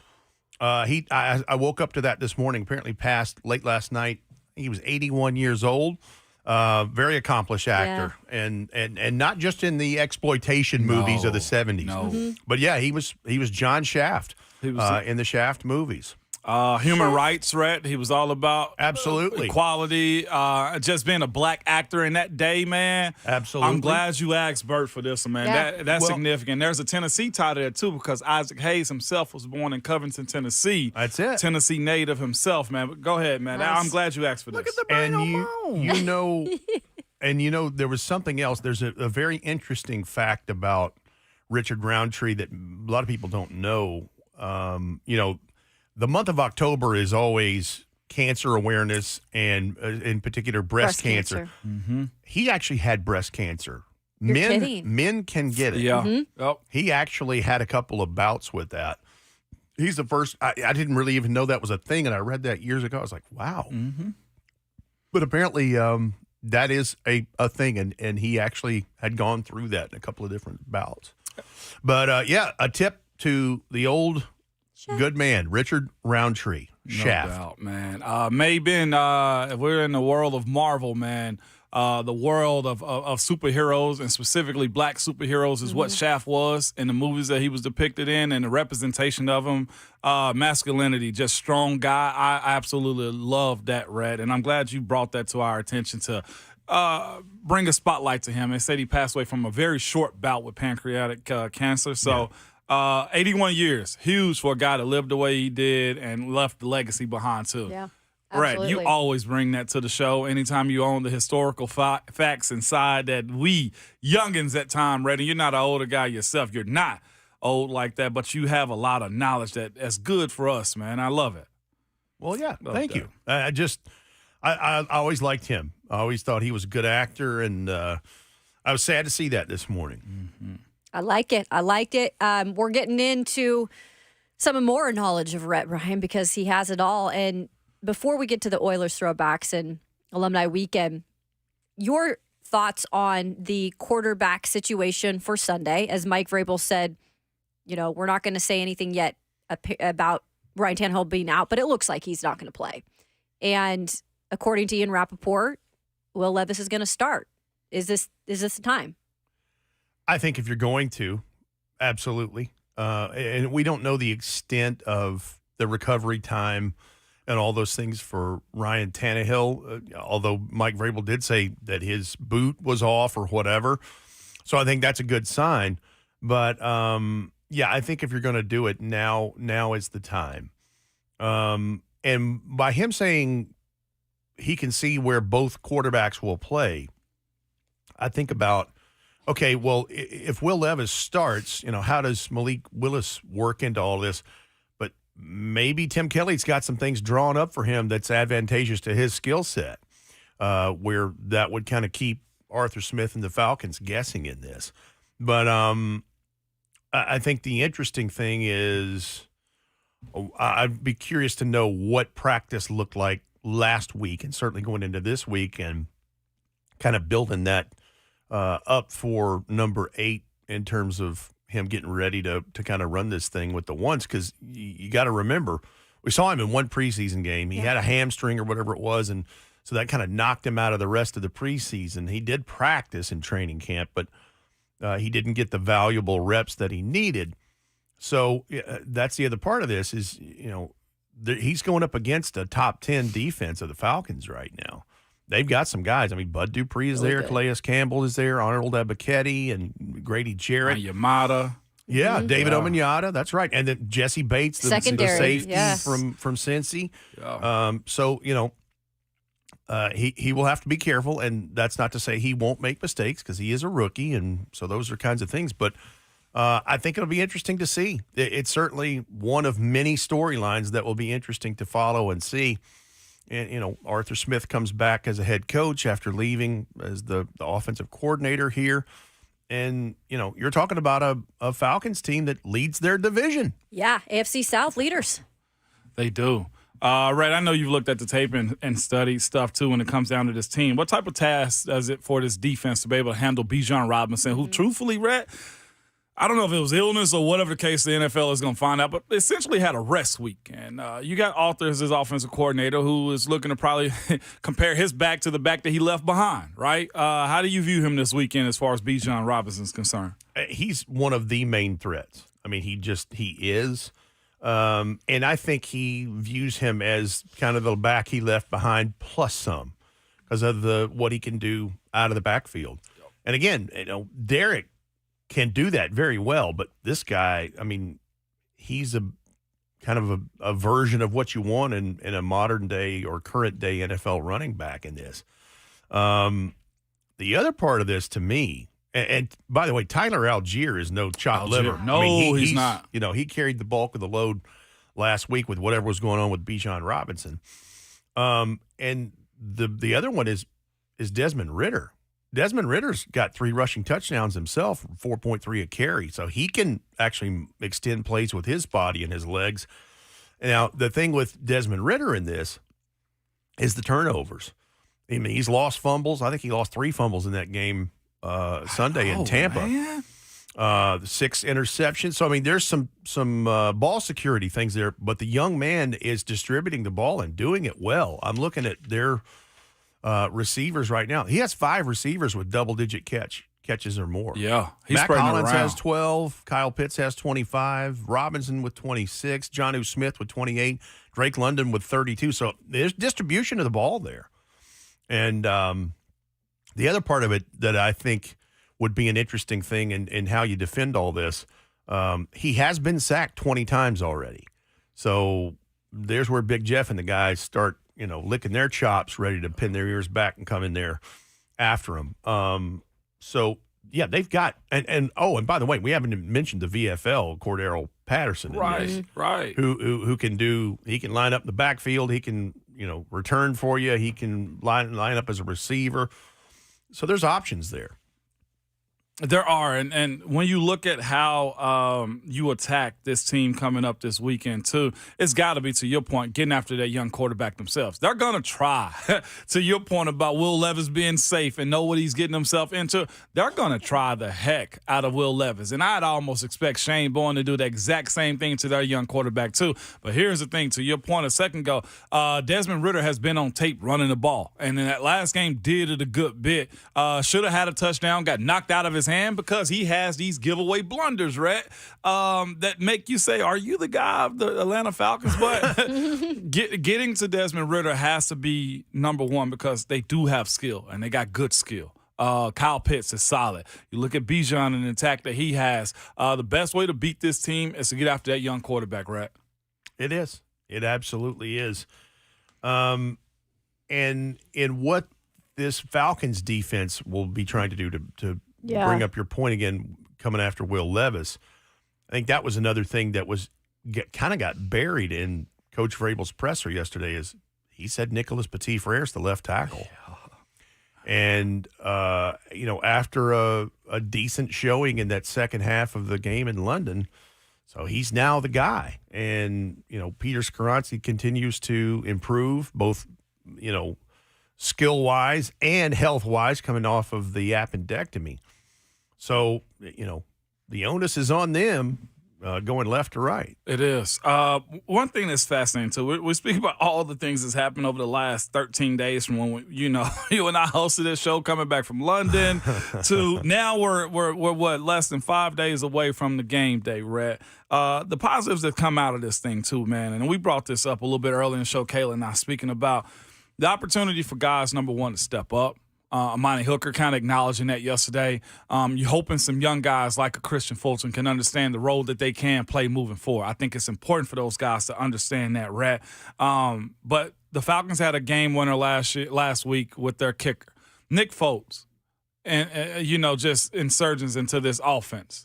This team. How clutch has it been, and how good is to finally have it be settled that you have a kicker that can get you points if necessary? Because as stingy as the Falcons' defense is, and they're not giving up much in the run game. I don't think they're giving up any. What did I put on here for this defense? I think they're number 4 in total defense. Only right? one rushing touchdown on the year, right? Yeah. Only one. Yeah. Points going to come as a premium. Well, and field position to go with that. So, yeah, I'm glad that the Titans have Ryan Stonehouse to flip the field. Mm-hmm. And the Nick Folk part of it has been money. I mean, for Titans fans, they'd go, well, that's one of the few things we don't have to worry about. Yeah, it's been reliable. But to your point, Younghoe Koo, their kicker, who's been there for a few years now, I think he's only had one miss this year. I think he's perfect on PAT. So, yeah, he gets the job done. He absolutely gets the job done, and that's always a big factor in these games is that third phase of it in special teams. One more thing before we get to the Oilers throwbacks. You had mentioned this Falcons defense, and when I started to really do research on it, I was like, wow, that's pretty solid defense. And specifically, 2 deficiencies of the Tennessee Titans, third down conversions offensively and red zone offense, right, have been deficiencies of the Titans. Those are specialties of this Falcons defense. Mm-hmm. Third down defense and the red zone, they're pretty solid. I mean, something's got to give. And that's one of the reasons why they're a top 10 defense right now through 7 weeks of play. Absolutely. And by the way, the other thing I failed to mention, the Falcons are almost 40% on third downs on offense themselves. They're not too dang shabby. But, something has to give. And, I'm sure Tim Kelly and Charles London and Justin Outen and all these guys have been working their rear ends off to construct what needs to be done. I mean, because you're having a change at quarterback due to injury. Yeah. So I guess time's going to tell us, Sunday at 12:02 what the formula is going to be. And, I think it'll be interesting to just see what formations and things are dialed up. And the other part of it, not just with Derek, but now Tajay is starting to come into his own in this and feel his oats a little bit to see how that's worked into things. I'm hopeful that they are able to get Chris Moore and Josh Wiley back too. Same. Because Chris Moore it seems like he's good for a shot play every game. Yeah. And a couple of good catches. Josh Wiley is, I think, starting to grow in that role. And, both of those guys got knocked out with concussions. We'll see how they are with the concussion protocol. Yeah, absolutely. How excited are you for this weekend? And just what goes into a weekend like this where you see a lot of these alumni coming back and now you've got the throwback jerseys? We've been looking forward to this moment for so long. I am super stoked, and for them in the most petty way ever. Houston, nana boo boo, you don't get to wear them at all, and you never will. Sorry about your luck. But yeah, these uniforms are so sweet, and it's the last Houston Oilers' first 2 years of Tennessee Oilers, their last iteration of the uniform, where they had so much success. I instantly think about Warren Moon, Ernest Givens, Webster Slaughter, Ray Childress, and all these guys that wore that, and especially in the run and shoot offense. And then to see the Derrick Henrys and the Tajay Spears and the Big Jeffs get to wear those, you're going to be sick. I know. And, you'll have guys that'll have red gloves and red cleats to make that red face mask pop. You'll have some that'll do Columbia blue cleat. It's just going to be sweet. And then the homecoming part of it, I love this, that Amy Adams Strunk and the ownership group does this for both the Oilers players and obviously the Titans alumni. They've got 176 guys coming. Dang. The biggest one I think they've ever had. Yeah. Wow. That's and awesome. I've seen the list, and it's a who's who. But that's both sides of it. That's the Oilers side, Rhett, and that's the Titans era. Also, but still, both. That's a 176 now. Oh, that's 3 NFL teams. Yeah, I think normally they've in recent years probably had 70, 80, maybe 100 But this is, yeah. So this is a significant jump. Well, like Mac was saying, his teammate at TCU, Mike Renfro, is actually coming. And for those who don't know Mike Renfro, all the young folks listening, he's the guy. Go look up Mike Renfro on YouTube and look at the game in the playoffs against the Pittsburgh Steelers. Yeah. He's one of the main reasons why instant replay is now a thing in the National Football League. Really? Oh, yeah. Mike Renfro caught that ball, and that would have been an Oilers win, not a Steelers. Wow. Yeah. You go look it up. But I'm excited because it's so ironic for me because when I started this as a much younger guy, I was covering the Tennessee Oilers coming straight out of Houston. And quite frankly, people didn't care for the Tennessee Oilers. They didn't want the uniforms. They didn't want the name. They didn't want they wanted something that to call their own. And Paul Tagliabue, the commissioner of the NFL at the time and former owner of the Carolina Panthers, Jerry Richardson, went to Houston to meet with Mr. Adams to convince him to change the name. And as a concession, and to do that, he was able to keep the history, the marks, the logos, the legacy of the Oilers. Wow. And so to see people get so fired up that they're wearing these now, and I'm like, well, where were you in 97 and 98, man? This was cool back then. And like, no, it wasn't. I'm like, okay. But it evokes memories of a very young Steve McNair coming into his own, a very young Eddie George. Kevin Dyson played in that uniform his rookie year. And I just think about all the things that they went through, and they basically played 16 road games in 97 because they played in Memphis. Mm-hmm. And that didn't work out. And then, they had their issues at Vanderbilt in 98.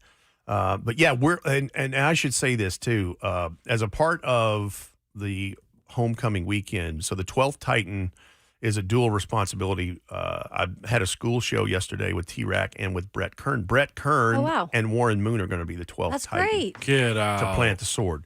And then we're doing something on Titans Radio that's a throwback. Yeah. So the guy who we consider the godfather of Titans Radio, who built the network, Larry Stone, the former executive producer that had this job before I do, he is going to host Farm Bureau Health Plan's Titans Countdown on Sunday with all of us.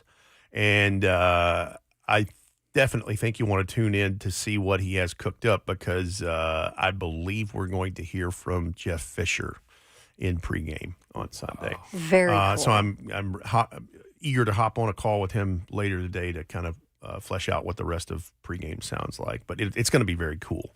I'm very much looking forward to this. And then when you pepper in Arthur Smith coming back and the Falcons and the whole thing, because they're wearing their throwbacks too.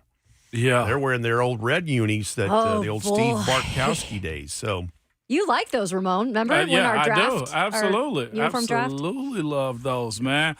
Good showing, man. Arthur Smith's a part of this homecoming coming back too. Wasn't older essentially, but a Titan for sure, Rhett.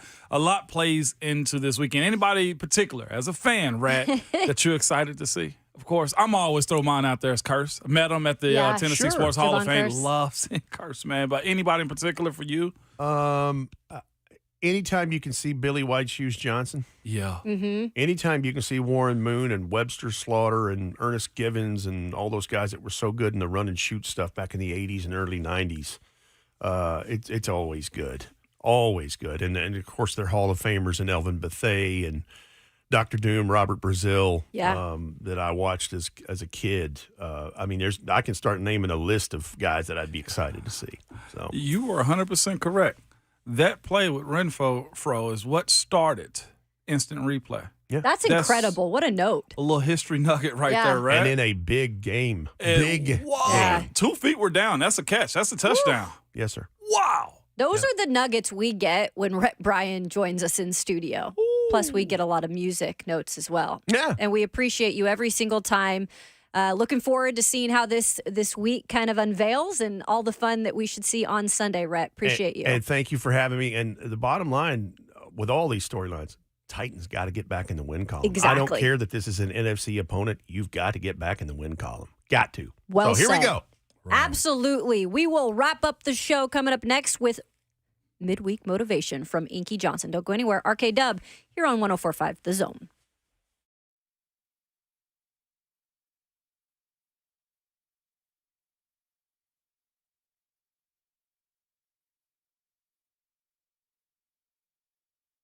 It's Ramon Foster for Scoreboard Bar and Grill. Nashville, it's double the excitement, double the fun this Halloween weekend with Scoreboard's Bar and Grill.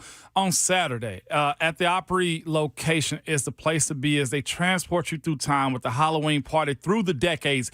Get your costume ready for a journey from the roaring 20s to the groovy 70s. But that's not all either. Over at their Cedar Creek location, they're going to be throwing a glow party. Yes, think about that on the lake real quick. A glow party, and it's going to be lit, L-I-T, all right?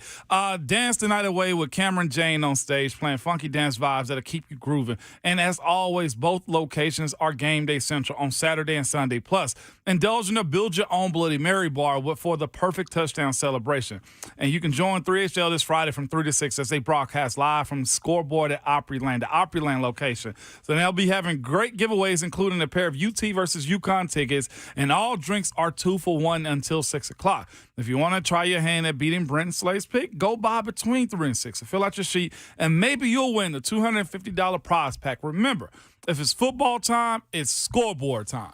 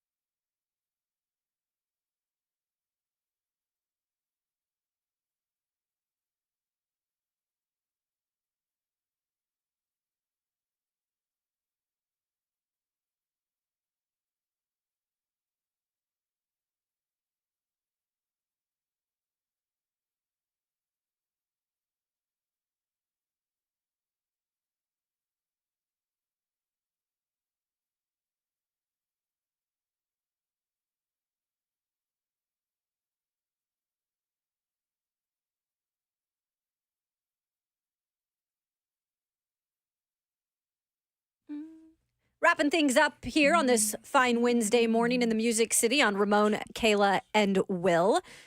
Discussed a lot of topics. Good stuff from Rhett Byran. We learned something new. We did. Rule changes in the NFL. Started with the Oilers. Yeah. Video replay, man. The challenge plays. Could you imagine today's NFL without video replay? Just some of the things that I get, like the natural part of the game, right? And the human error. But video replay, thank goodness for it. As much as people complain about the stoppage of the games and refs' involvement, that replay is a huge part of. I think people are okay with, unless it's going against you. You know how Right. if it's against you, Then you're like, dang it. Y'all are wasting our time. Uh-huh. But I can imagine what it would be like, Kayla. Wow. Yeah. Yeah.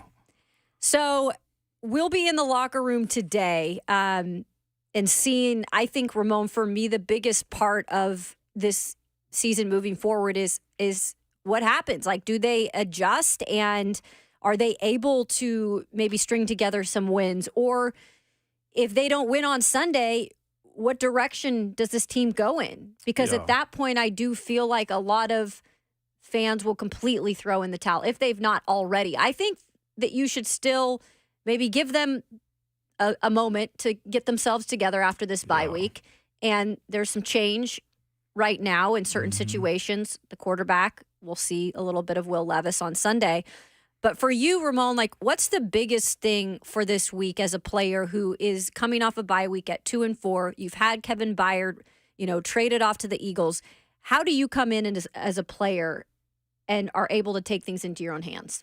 Man, Caleb, if I was going in the locker room, interview guys, if I could get a guy too that I think is a leader, one of the questions I would ask him would be, man, how do you feel about pressure? Because as a player, Caleb, that's what they're got to be feeling a little bit. You know what I'm saying? Like, hey, how you feel about pressure? They're probably like, what do you mean? The pressure of being 2-4, the pressure of losing Kevin Byard to a trade, the pressure of having to start a rookie because of injury, the pressure of trying to win on alumni weekend. How you feel about that? Some people shrink, and that's the reality of it. Some people just not built for stuff like that. But for the ones that are your vocal leaders, the ones that lead on the field and have to be the ones that even in these moments of adversity, we're talking about sports, we're not talking about life, but these moments of adversity for your job, how you feel about this? How you handle this moving forward, man? What's the tone of you? And I feel like you got to give him a more in-depth answer other than I'm here to do my job and we're going to be fine.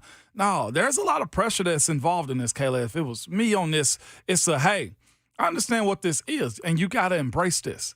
You'll find out the guys that want to be a part of this. You'll find out the guys who rise to the occasion because there's no longer KB in the fold. And I don't want to continue to keep going back and forth about what he meant because the Tennessee Titans, as far as 2023 is concerned, is now moving forward unless something else happens. So the guys that you're in that den with, in that foxhole with, Kayla, how you going to rally these guys? Because you don't want to get embarrassed this weekend coming up. You don't want any of those things. And you also want to reset the score when it comes down to, like Rhett said, finding a way to get a freaking win. That's what it comes down to, Ramon. And look, so far at home this season, the Titans are 2-0. And I know people can say, oh, poo-poo, whatever. No, like that means something, and especially means something right now when they need to get back in the win column. So you heard Ramon's scout meeting Wednesday. You heard what they need to take advantage of. Desmond Ridder and turnovers. Yeah. Everything has to be look in the mirror, go out there and put the 100% best effort you can. And that should be like that every weekend. But this weekend is so important to get back in that win column, especially on an alumni weekend. Mm-hmm. You want to get a win in those pretty throwbacks. Well, if anything, right? Right. No, if they're right, man, and they will represent both sides of this franchise that need to be in the correct way. And if that means going old school and running the ball down their throat, if that means play action them to death, if it means introducing a new quarterback the same way this franchise did with Ryan Tannehill, do those things. But whatever it is, lean on the fact that it needs to be the outcome of a win at the end of the day. About what time, Kayla? About 3:20 on the friggin' Sunday afternoon? Yeah. Should be in the dub column. I agree. I think Titans fans would love to see that. We have a big show coming up tomorrow, too. Will Bowling will be back from vacation. We will have our Thursday threes. I haven't even looked at results yet for that. So did you didn't go on 3, did you? Nah, Okay, I did. No. I won one, so I picked the Pittsburgh Okay. game. There See? you go. Yeah. See? There you go. Meet me on the balcony. Oh, come on, man. You don't He mean that. says, I'll take you down. We'll have Thursday threes. Coach Mack will join us. Mac attack. So, and we'll get a practice report, guys. We'll have Q's and K's from the locker room as well. We've got a loaded show tomorrow. Yeah. Man, it's been a fun week so far. Stick with us. Have a incredible day. But before we leave, we've got midweek motivation from our friend Inky Johnson. No doubt. It's not the critic who counts, not the man who points out how the strong man stumbles, or where the doer of deeds could have done them better. The credit belongs to the man who is actually in the arena, whose face is marred by dust and sweat and blood, who strives valiantly, who errs, who comes up short and short time and time again because there's no effort without error and shortcoming, but who does actually strive to do the deed, who knows great enthusiasm, great devotion, who spends himself in a worthy cause, who at the best knows in the end the triumph of high achievement, and who at the worst, if he fails, at least he fails while daring to be great, so that his place shall never be with the cold and timid souls who neither know victory nor defeat. It's not